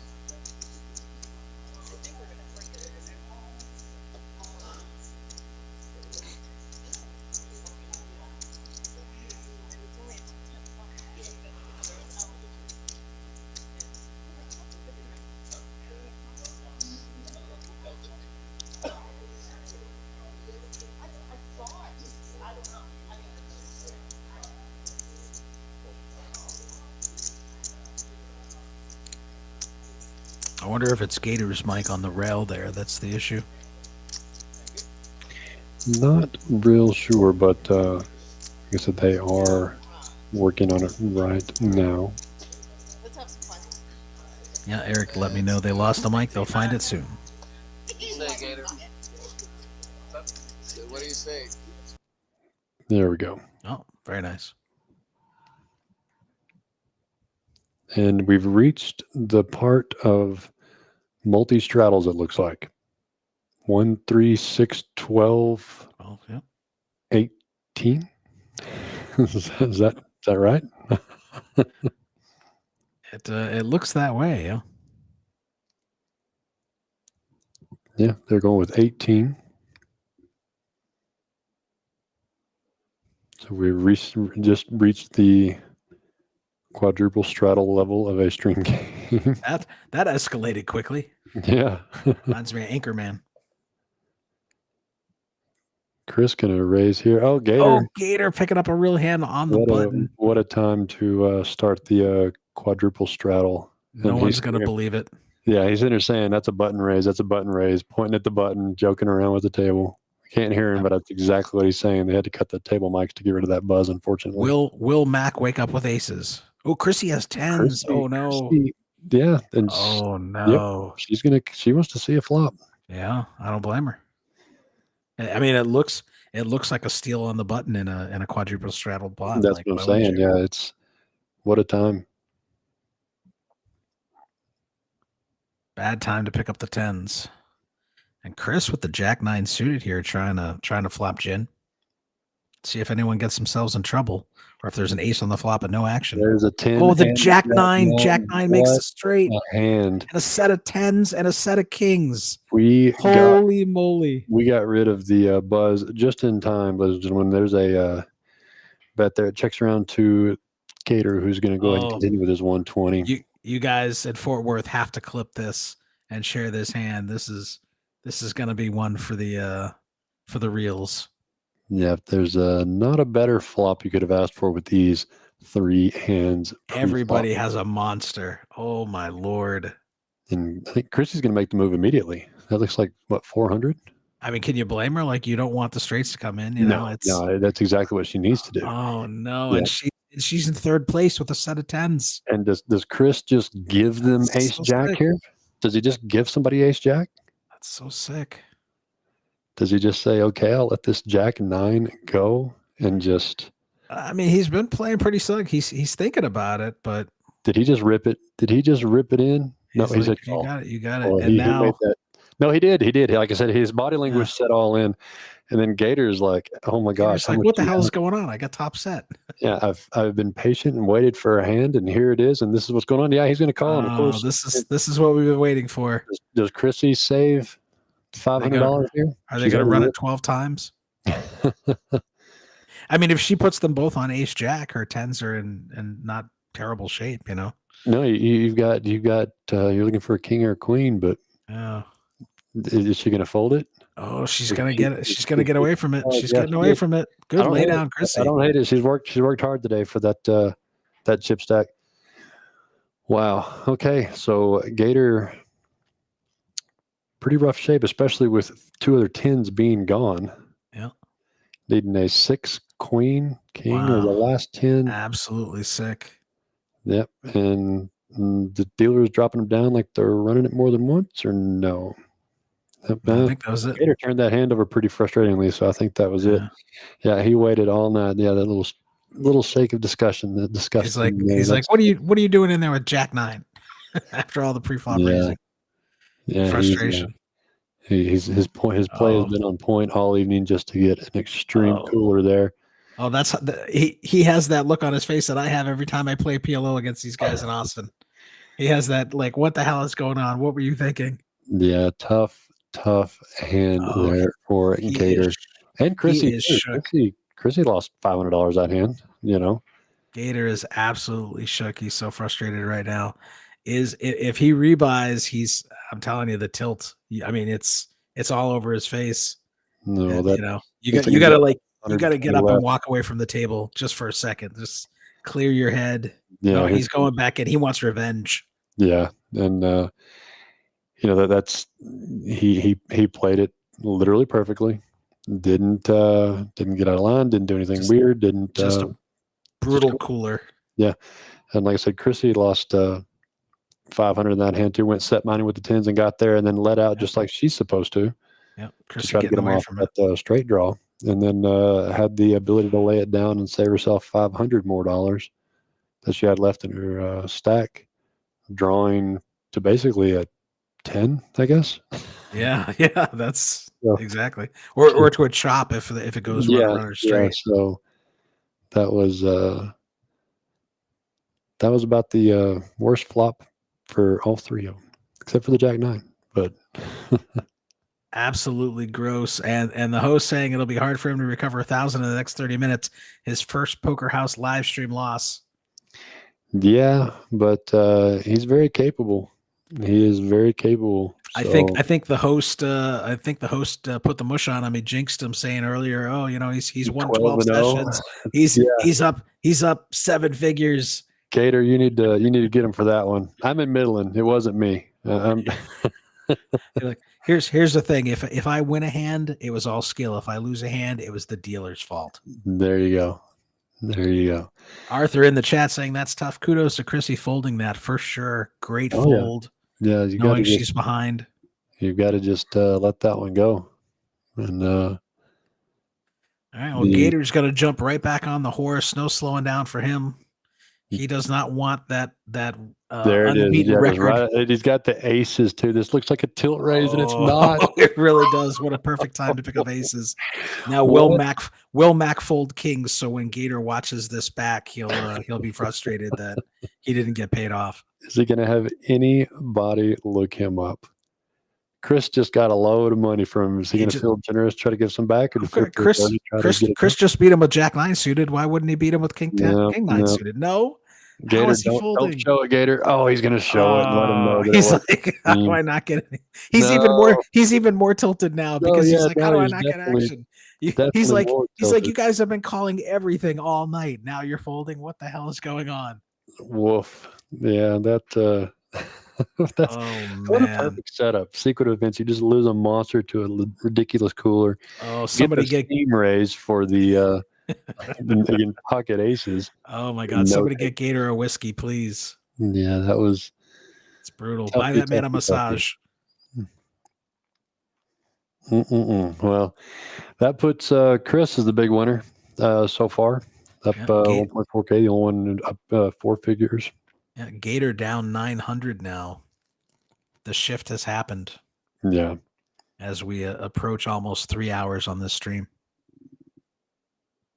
And he went ahead and folded that one. So no steam in Gator, and no steam needed. I mean, that's just a cooler hand. And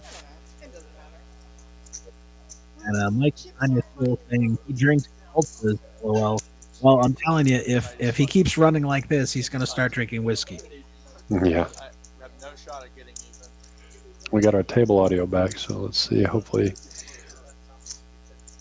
they keep chatting about it a little bit. Yeah, and one guy's got to be bad enough to put in with Jack 9. He just said it. He said one guy's got to be bad enough to put it in there with Jack 9. I did let Eric know that we're getting a little feedback still here. Yeah, at least we can hear the table now. They're talking about the last hand. He was giving Chris a little bit of elbowing for being in there with Jack 9, but Goddamn, 100 should have did it. Fucking $18 in there. That's a big fucking raise. talking about the quad straddle on that hand. Everything was just set up perfectly for disaster there. Yes. I mean, you couldn't have scripted it better. That's just, the one time we have a quad straddle and then just absolute mayhem. Everybody flopping monsters 3 ways. And just getting the pocket aces on the quote unquote steam hand right after. It looks like we're going to have to turn off the player's audio here because of that feedback, but we will keep you entertained as long as they keep dealing all these coolers. There you go. It's a lot more fun to watch a live stream when you have hands like that for sure. Oh, man. But I'll tell you what we have seen for the last couple hours is a pretty standard run-of-the-mill 1-3 game that anyone watching can participate in, come by into, sign up for the live stream. And we hope you don't flop top set of kings against a straight, but you can definitely play in a game like this at Poker House Fort Worth, Poker House Austin, the River League in San Angelo, Kojak's Poker Club in Midland, or Celebrity Card Club in Odessa. This is just good Texas poker here, 1-3 game. And I just want to say, for those of you not familiar with PLO, that last hand we had seen where there was a quad straddle and then 2 players flop a set and 1 player flops a straight and the money goes in, that is PLO every hand. Yeah. And Doc, with his aggression, gets rewarded with some aces, so they're a little bit hidden here. And Shomari's going to look him up with a king, queen suited. Yeah, reasonable considering how wide Doc's been playing, how active he's been. Yeah, so see if we can avoid a king high flop. Oh, I open-ended, so here we go again. The action Shomari, is yeah, and Doc's got the backdoor diamonds covered up. Shomari with top pair, the open ender. Flat calls Definitely the going to see 20, fireworks, and he gets there. He gets there with the turn. straight. And that I don't think it's going to cost Doc that much money. Let's be real. He's going to put out a feeler bet here, probably about $40. $50 is what he ended up betting. And he's going to realize pretty quick because Shomari just raised him out of the gate to get him off or price him out of the diamond draw that he could be betting. Yeah, there's diamonds and spades. But So Doc says, you know what? Give me a king. Anyway. Give me oh no. So now we got a straight on the board. Straight on the board. So Shomari, Shomari might worry that he's up against ace king. How much do you bet here? I mean, Doc raised him, re-raised. Oh, he's just going to put him to the test. And Doc's shaking his head. Gosh, I just. And wow, Doc, he swings for the fences and connects. The board. Wow, Shomari, knowing his opponent. Yep, max value there. Maximum value for his king queen. Aces getting cracked. Yeah, that's Shomari knowing his opponent better than me. He swung for the fences and connected straight over center field on that one for max value out of Doc, who just could not get away from the aces on that hand. So good poker. Well, you awake now, Anthony? Seen a couple. I was just about to go to sleep. That's a Yeah, it was almost nappy time for me, but then we had a couple of exciting hands. So well, and that's how the 1-3s typically go. You lulls here and there. People just casually playing, and then the 1-3s break into a 1-3-20 real quick. And so that's a big come up for Shomari there. We'll look at some chip counts here in a minute, hopefully, and he was already about a $500 winner, so that's going to put him on a more than a double up for the stream. mm-hmm. He hasn't even stacked all of his chips yet, and he's getting involved. Yeah, got another playable hand. Going to make it 12 with King 10 suited. Chris going to go set mining. Does he re-raise here, or with this newfound chips, or does he just go ahead and flatten? No, he's going to look. He's raising chips, Which is interesting because when someone's just won a big pot and then they come right out raising right off the rip, usually they have a pretty solid hand. So yeah, it's usually a show of strength for sure. yeah, I might just call with the 9s there myself, but I play PLO, so what do I know? Crissy coming in looking for spades. Unfortunately, 3 or 4 spades have folded just in front of her. She just needs an ace That's all. or 2 7s. That'll do. We've already seen 2 7s at the flop twice. That's true. We have 7s. Both of them for Simon. Unfortunately, one didn't go his way.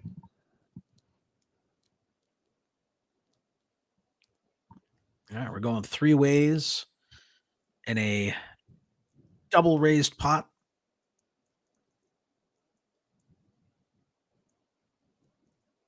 Dealer making some changes there for the big blind that folded.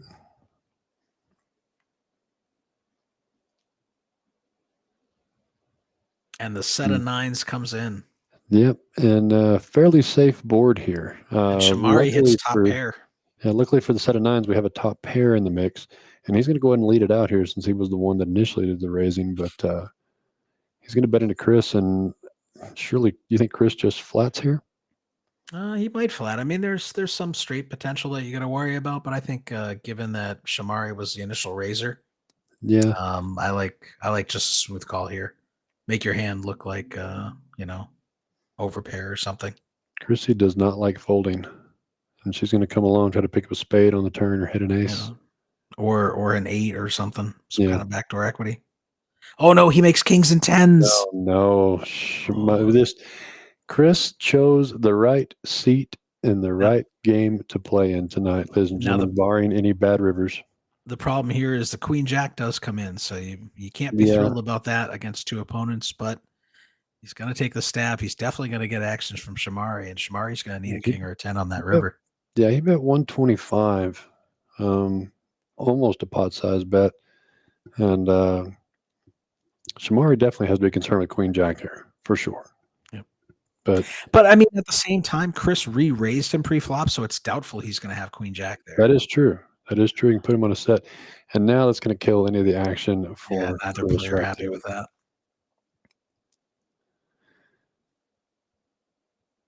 Yep, and Chris is going to have a hard time really betting anything here because the only thing that he's going to bet it anyway, though. The only thing that does Shomari have a raise here? Can Shomari find a raise in his bag to rep the queen? I mean, since Chris re-raised pre-flop, Chris could have an ace queen type holding, pocket queens.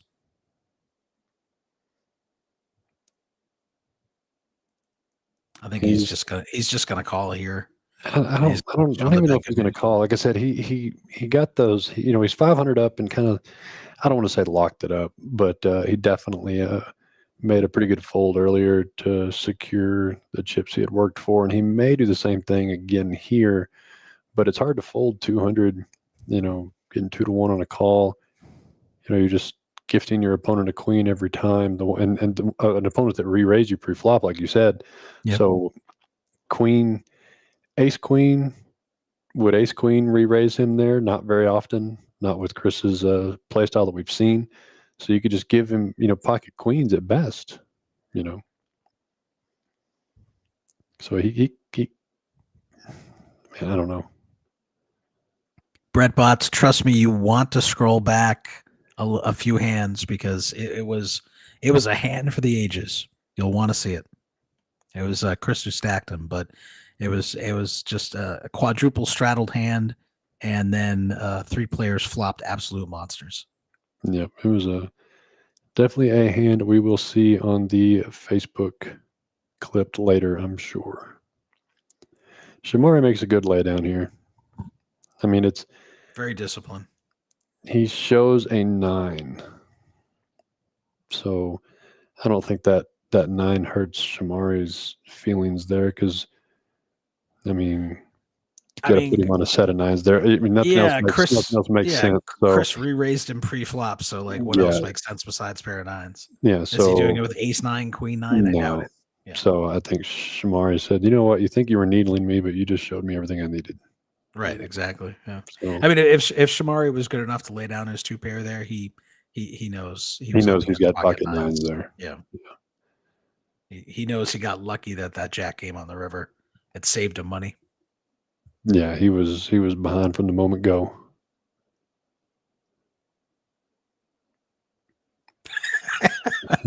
Brett Bond saying Gator has a Merce. Yeah. All of those high-end poker pros have those little money pouches. Oh, the needling. It's not bad enough that Gator got stacked. Now you gotta dig that knife deeper and twist it. If I ever get on the stream, I'm just gonna wear a fanny pack around my chest.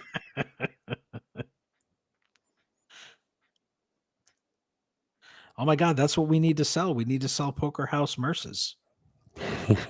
Why don't we have Merces for swag, for merchandise? You're not. People will buy those. Yeah, Poker House fanny packs. I'm gonna make a mint. I get 10%. That's my idea. Doc gonna go ahead and call the 10 here.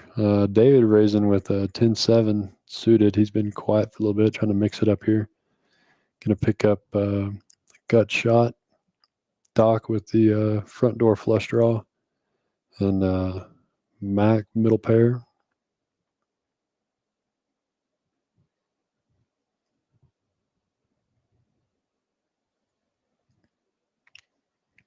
Now, David was the one that raised it pre-flop, and then you got Doc betting into him here. But Simon going to float with a couple overs here.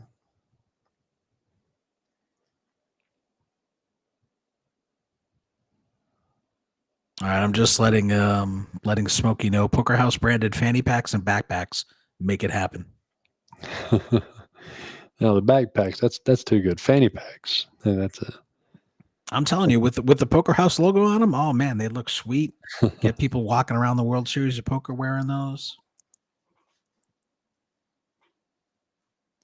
Yeah, I admit I'm a backpack carrying kind of guy, but I don't have enough poker bankroll to be carrying around a Merce. If you're going to carry around one of those fanny packs, as old guys call them, it better be stacked with Benjamins inside of it. Oh no, the host is vetoing my idea. What are you talking about? It's I'm telling you, people would buy them. They would look sharp. Look, I was going to suggest Poker House banana hammocks for beach week, but you know. Yeah, that could be a thing. David picking up the flush draw on the turn, even though it's a pair board, going to come along for that 50, picking up some newfound equity here, looking for a 9 or a club or just everything to miss. Oh, and the 7-4 gets there on the gut shot. Yeah, he got he made it there the hard way. Doc chasing the flush draw, gets there on the straight. And David not really strong enough to call. He just missed everything. Yeah. So Doc's hand selection pays off there. So Mike and Tanya saying, if you were a Merce, Brett and I will make fun of you. Joke's on you. Everyone makes fun of me anyway. I don't need a Merce to get made fun of. David is only going to show down 5% of the time. Then Mac the most, the king of the defending of the blinds and the limp raise. I like that style. It's so dangerous. See Mac limp in and you just make it 50 knowing that he's going to probably make it 150.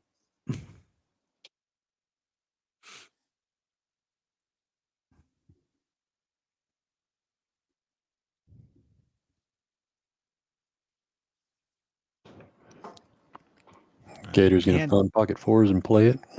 Can Gator with the raise hit a set of fours? He's up against fives by Doc. Yep. One He's- pip by pipped. Doc. Mac with a playable queen jack here. Simon calling in with some of their straight outs. A lot of interesting flops with these holdings. There's a deuce, jack, 6. Mac picking up top pair. Simon with the middle pair and the flush draw. And Simon on the button here. You could bet about $40 here and see where you stand. And he's got some backdoor equity here with the clubs, some Yeah, backdoor he's- straight draws. Doesn't know that the fours and fives are gone. Yeah, that's exactly what a bet was 40. Doc's pretty sticky. You may say, I'm going to peel 1.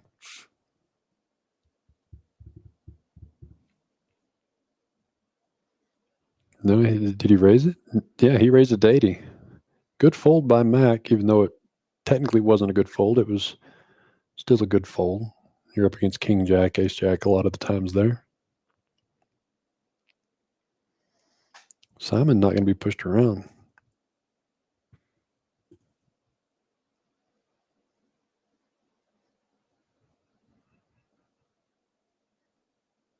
It's going to pick up more equity for Simon on this turn. Doc's going to bet $80. It looks like a snap call from Simon there. Or is that the previous bet still? Not sure. A lot of talk of everyone getting loosey goosey eating sandwiches at the table. Simon's our going to chat. win this with 2 pair on the river.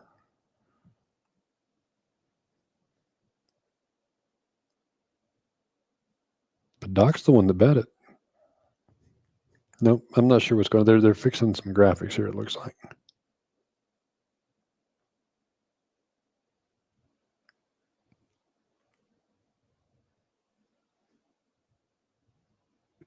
And for those of you who want to come down on Sunday, watch the Super Bowl with us at Fort Worth, we are going to have game day barbecue catering on us, Flush Frenzy Jackpot, 12 p.m. until 10 p.m., and swag giveaways every touchdown scored.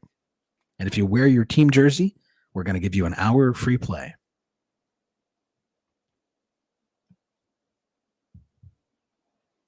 You know, I have the connections for swag, and I don't even have any.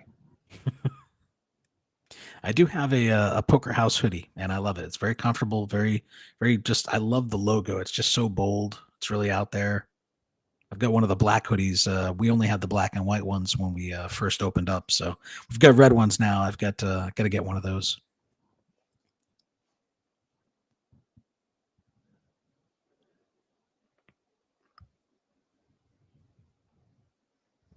Hand at number 66.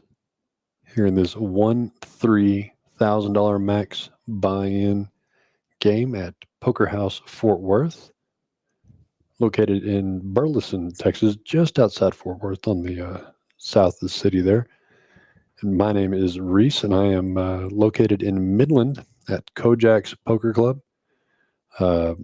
We have, I can be found sometimes in San Angelo at the River League or Celebrity Card Club in Odessa. I haven't made my way over to Fort Worth or Austin yet, but I probably will be soon. And partner here is Anthony, who is at Poker House Fort Worth. And Nope, Chris, I'm in Austin. Oh, I'm sorry, you're Austin, yeah. I was distracted by Chris flopping just a monster here, hoping somebody has an ace. And Brett's going to be heading out for family time. Thanks for stopping in. Can't wait to have you watch the stream and see Gator's big hand. Now, Chris hopes someone doesn't have an ace. The tables have turned. Yeah, that's poker. You're familiar with that in PLO. And Chris is going to bet it and not get any takers here, thinking that might have been for the best. Yeah, I mean, if you get action there, you're in trouble. Yeah, you're going to take the $9 and move on to the next hand every time there. There's our leaderboard. Chris up almost 2K. He's up 1.7. Shomari still over the double up mark. Mac fought and clawed back to get back up top 400 in the black, and David a little bit over even there. Simon just about even. Late comer to the game. Crissy bled a little bit on that monster hand with Gator and Chris, but it's pretty much only lost her profit for the evening. So I think even would be a pretty feel-good place for Crissy after that monster hand. And she's going to raise it up with the suited wheel. The suited ace rag, the new hotness. I mean, I guess, like I said, need them both to make a steel wheel. I actually I made a funny video on my channel where I had like an old man coffee kind of voiceover, and I took a bunch of clips of other vloggers playing like ace rag, and just kind of like him going nuts about them playing such terrible holdings. And he's like, in my day, we folded ace jack, and Absolutely. ace 5 off suit. Your father must have disowned you. King 10 floats along here. Crissy's still going to be best with her ace. DJ just hasn't had much to work with. Needs the jack here. Yeah. Crissy going to river. Nope, not too bad. She's just ace tray. So still going to be good enough, though. But DJ firing the river there might have got off of it, but she doesn't get off of hands very easily, but did make a great laydown on that set of 10s. I mean, I think DJ's happy that it's been a slow bleed instead of flopping top set. Yeah. Bottom set and the second straight. Yeah, he just hasn't gotten much in terms of cards to fight with tonight, unfortunately.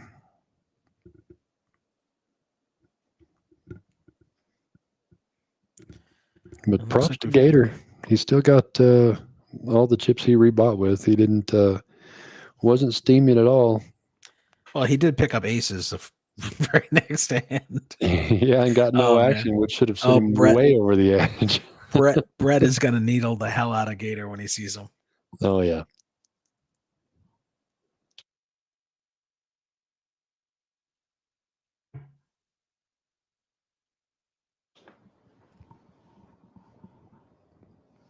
So Doc still leading the field on the VPIP, which is fairly accurate with his action that he's been giving tonight. He paid off with the 7-4 most recently.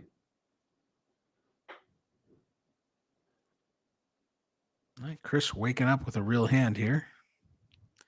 Gator in revenge mode. And Gator reached for raisin chips. And Gator is dominated here. Oh, and Doc wakes up. Just going to dominate all of them. Doc is not going anywhere. Yeah, he's got a legit hand called there, and Chris is going to come along with the ace jack. Only one ace left in the deck. Can it flop? No. Nope. But ace 5 Gator does hit. Takes the lead. Chris does have backdoor hearts. They all have the gut shot. Backdoor clubs for Doc. Tough to continue here with Chris and Gator. Unless you're putting your opponents on pocket pairs, you just put them on high cards. You're in the lead here, so. And the queen hits on the turn, so the semi-bluff by Doc allows him to pull ahead here. Yeah, Gator's probably going to be able to let this go at this point because unless Doc's reputation somehow precedes him a little bit with Gator. Oh, he raises him. Gator reaches at the wrong time. He's like, I don't believe you. You're raising a player who doesn't fold. What are you doing? And Doc re-raised immediately. I don't hate it, I guess. You're not trying to, you're trying to end it right there, but if you just flat there, there's no good turn cards. Yeah. So he just went ahead and said, if you have a set, you have a set. I'll re-raise you. And Gator takes another hand on the chin there. He's adding on a couple more. Going to get max value here in case he gets to be on the right side of a cooler for once tonight before the end of the stream. I was blaming the host for for putting the mush on Gator, but I was the one who said if I had to pick one player at this table who was going to be the clear winner tonight, it was going to be Gator. So True. I take full responsibility. You maximized it there on the I will talk to payroll and I will have them direct my check to your bank account, Gator. I'm very sorry. That's in football. It's the right thing to do. Every time the commenter comments on the field goal kicker, you know what happens. So yes, that's what I get for rooting for someone. So if I'm commentating, you want me to root against you? Yeah. The tough part is, that they all play the hand just fine. That's just one of those coolers you just hope to not get. Simon going to limp in with the Jack 10 suited. Shomari waking up with the real hand here. Going to make it looks like 40 to play. Haven't seen 30. Haven't seen a ton of ace kings tonight. A few times. No. DJ finally wakes up with a playable hand, trying to set mine with pocket fives. Doc's going to be in there with any two cards that we've seen so far, and props to him for it. And Simon's going to make that call with the. All right, Queen 7-3. That's the flop I'm calling. See if I can get one of these right. Not this time. Nope. But the 9-8, Jack 10 and the 9-8 makes middle pair Doc, and that's the guy that's going to be leading out here. Simon, is he going to go ahead and come on with top pair and backdoor spades?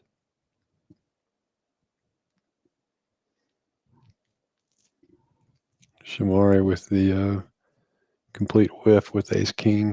It's going to be hard to continue unless he just wants to float. I like the bet by Doc. This flop definitely favors his range in the small blind versus a razor's range. He does block some of the straight draws, does have the backdoor equity. Simon, I like the call.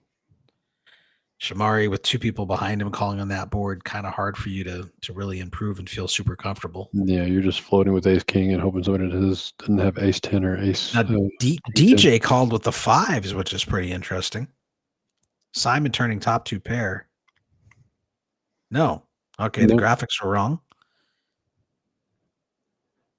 Yeah, graphics were very wrong. The jack was probably the burn card there.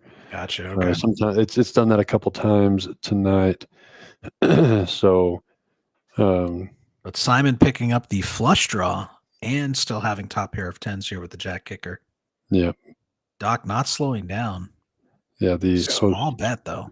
Host confirming that the jack was the burn here. So small bet. Yeah. DJ was just trying to peel one more card. Didn't work out from him. Doc betting 50 here. Simon should be raising here. Yeah. Yeah. Because that bet just looks like such a blocker bet. Maybe a 150. Just tapping back for 100. I might do 175, 200. It looks like you got position. You picked up a bunch of equity. Looks like quite a bit there. And then Doc's going to go ahead and lay it down. So we're not going to get to see what the river was, but that turn card was actually the 4 of spades there, giving Simon top pair with the flush draw. So I like that raise there. Just go ahead and give yourself a little bit more equity to win the hand by maximizing your equity on the turn. Frustrating hand for DJ. Finally got something to play with and even peeled off a turn trying to hit the 2 remaining fives, but he just hasn't had much to fight with tonight. And I've been there. I'm sure you have too. Oh yeah. Yeah, I actually just played a 1-1 PLO session recently, and I did not win a single pot. I just like if they could hit, I flop top 2 pair, I turn the straight, and then the front door flush comes in on the river. Just Yeah, it says I flop middle set, I'm up against top set. Just standard. A good bluffing situation sometimes. Yeah, just completely against you. Simon here going to pick up the same hand, just not suited anymore. Chris picking up a playable hand here.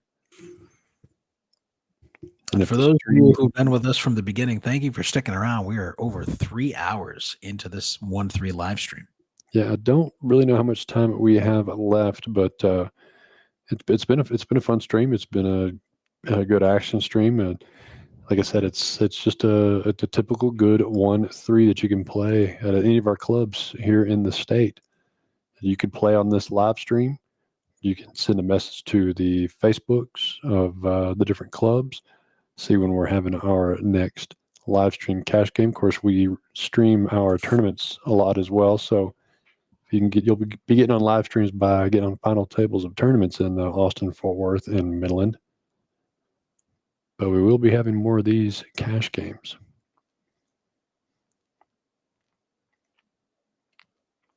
Crissy still with 2 pair here. Top pair for Chris. That's a scary card for everyone. Yeah, let's see if Chris is going to check it here. Does Chris? Nope. He's just going to check. Yeah, they're letting me know we're going to be streaming from Austin next week. That'll be fun.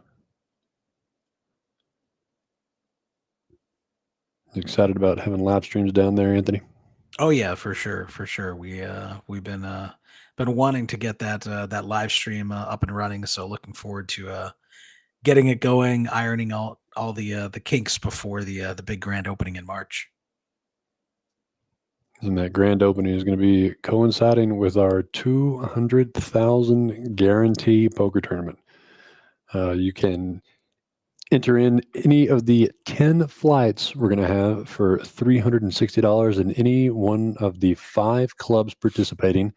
That's going to be Poker House Fort Worth, the River League in San Angelo, Kojak's Poker Club in Midland, and Celebrity Card Club in Odessa, and of course, Poker House Austin. You can enter into any one of the 10 flights for $360, and then you can re-enter into any flight after you've paid that $360 for only $180. I mean, what do you think of that, Anthony? What do you think of a permanent down rebuy? Yeah, I think that's great. It gives people, a much better opportunity to bag on the, get that second bag on the cheap. So you're only in for that 360 one time. Every other entry is 180. So if you play day 1A and you pay your 360, you can play day 1B, C, D, E, F, G, and it's $180. If you have to re-enter on a flight, it's $180. So it's just, a great opportunity for people to be able to fire those multiple bullets, get those double bags, and bring them to Austin. You're going to be in the money, and then play for the big money. Yeah, and that's the biggest thing. Is not only do you get to take the top 2 bags, but you get to take you get the triple bag bonus and a quadruple bag bonus. So for only $200, you can get 2 bags to take you into the money into Austin. And if you get that third bag, it's $750 instant bonus. And then if you get that fourth bag, $1,250 on top of that. So you can get $2,000 coming down to Austin just for bagging 4 times out of 10 flights. And then you got the last chance flight. So technically there's going to be 41 different flights going on all over the state. Well, no, 50, right? We got 5 clubs. Yeah, 5 clubs doing 10, 50, and then the last chance flight. So 51 flights are going to be going on for this $200,000 guaranteed tournament. Mac's going to pick up an easy little $67 pot here with top pair from Doc, having to bet a little bit there on the river. Yeah, $200,000 guaranteed, and only $360 entry and $108 permanent re-entry. Something that I don't see any other clubs offering is that permanent re-entry, and we've been doing it here in West Texas for a while, and it's pretty incredible. It gives great ROI to try to get that second, third, fourth bag, and without having to pay that that big entry price every single time. Yep, and we are advancing 12% of the field. If you do make it to day 2 from any of the day 1 flights, you will be in the money. Yeah, if you're making the trip to Austin to check out our fantastic facilities down there and see Anthony, you're in the money. So you're not driving for nothing. You're going down there to get paid and ladder up. All right, we got some decently playable hands here. We got the ace-10 under the gun making the raise. Gator with the unsuited connectors coming along. Pocket 4s for DJ coming in with a re-raise. Very interesting. Yeah. Like I said, unfortunately, DJ, like I said, just have not had many looks at good hands, and so he's trying to make moves here late. Crissy getting sticky on the button here with the king-queen offsuit, facing a raise and a re-raise. Oh, and she likes a hand. She has been calling. Simon with in the call. suited king. Wow. What do you think of? Lots of I mean, action. let's face it, Shomari was the one that raised first. Yeah, Shomari's like, no respect. I get no respect. Gator's going to try to make something happen here with the 8-7. Yeah, Shomari's letting go of that ace-10. It's so hard to flop really well with it. And even if you hit one of your cards, you could be in a world of hurt. So I don't mind his fold there after he raises, gets repopped, and then 20 people call. You're way behind with ace-10 there more often than not. Yeah, I mean, people were coming from other tables to call. Yeah. Gator with a gut shot. DJ is still best with just a pair of fours, but you can't imagine that it is. But he's going to bet it out like he is, and a good size bet too. 3/4 pot, $75. I don't think. I mean, Gator could possibly peel out of frustration, but I mean, Gator has a gut shot. This is a flop that definitely favors him more than DJ's perceived range. So and he's down enough. He's he's going to be swinging for the fences here. I wouldn't fault him for a check raise there, but that'll shut it down. The fours are going to continue betting and push Gator out. He's going to keep telling. No, DJ's going to slow it down. He's going to keep telling the story. Okay. Now he gets there. He makes a wheel. See, and this is the time for Gator to strike. And it's going to be the exact wrong time. Yeah, I knew it. Gator steps in it. Poor Gator. That was the perfect time after it was all in and a snap call. Woof. Wow. Woof, woof, woof. Tough for Gator there. Because once DJ slowed down on that turn, that was the opportunity for Gator there to rip that river or make a big bet on that river. Now I've got to give Gator 2 of my paychecks. Ugh. This is I need to start a GoFundMe or something. This is getting brutal. Man, and he played it exactly like I called it too. I mean, just have to. Yeah, you knew exactly where he was going with it. Yeah, and it was a good play too. Wrong time. It was a good play. It's just when your opponent literally has the only hand that's going to call you there. Yeah. Pocket fours. Doc looking like he can't watch the blood in the water anymore. He's starting to rack up his chips. Looks like they're going to be wrapping it up soon. Wow, absolutely brutal end for Gator here. Yeah, and they're going to continue this game. So if you're watching this stream and you want to get in on this, because Gator's, oh man, he's going to be out for blood now. So. Gator makes a good play at the wrong time. Yeah.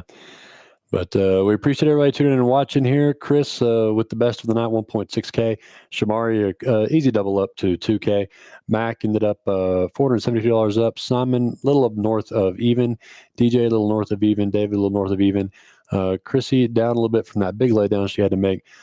Doc, up and down with his play. Really good play tonight. And Gator hasn't caught a break yet, but the night is still going in Fort Worth, so maybe he can get some of that back, and I certainly hope he does. He's played excellent tonight, and he's just had it at the wrong time, and that's just the way poker goes. Anthony? Reese, it's been great with you in the box here. I appreciate you guys having me. Thank you all for watching, for being in the chat, for being engaged. Really appreciate it, and hope to see you all come out to Austin in March. Yep, and we are going to be coming out to Austin in March for this $200,000 guaranteed tournament. Like I said, 5 poker clubs. That is Midland, Odessa, San Angelo, the Poker House Fort Worth that we just watched, and Austin. And like I said, all 5 of these clubs will be playing 10 flights for $360 entry, and you can re-enter any of the flights and any of the locations for only $180. You're going to take your top 2 bags. You're going to get instant cash on day 2 for a 3rd bag, and even more instant cash for a 4th bag. So you're going to have plenty of opportunities for only $180 to get as many chips as you can and get some of that bonus bag money. And come down to see this guy, Anthony, in Austin. That's going to be the day 2 and day 3 action. You can check out all these dates and look for this information coming up in March. So, Anthony, you're a PLO player, but you're going to play in this, right? If I'm able to. I don't know how busy I'm going to be working, but I do like to play Hold'em tournaments from time to time, so I'm hoping to get in there. Well, I just still be real mad if I win it, So. Well, there's no shot for me to play. I have got too much to do to run the dang thing. But I'll be seeing you guys down in Austin for that. And if you find yourself in the West Texas area, around San Angelo, Midland, or Odessa, come check out our clubs in those areas. You can find them on Poker Alice. Go to any of our Facebook pages. You can send any of us any messages if you have any questions on anything we have going up, and check out all of our schedules for the events that we do have coming, and ask about the next live streams, because we're going to have several of them at Midland, at Fort Worth. It sounds like one next week in Austin. So, Anthony, again, appreciate you joining me, and look forward to seeing you stream again next week, and might come in and say hi for that. All right, sounds great. We'll see you guys later. Thanks, Take care. everybody.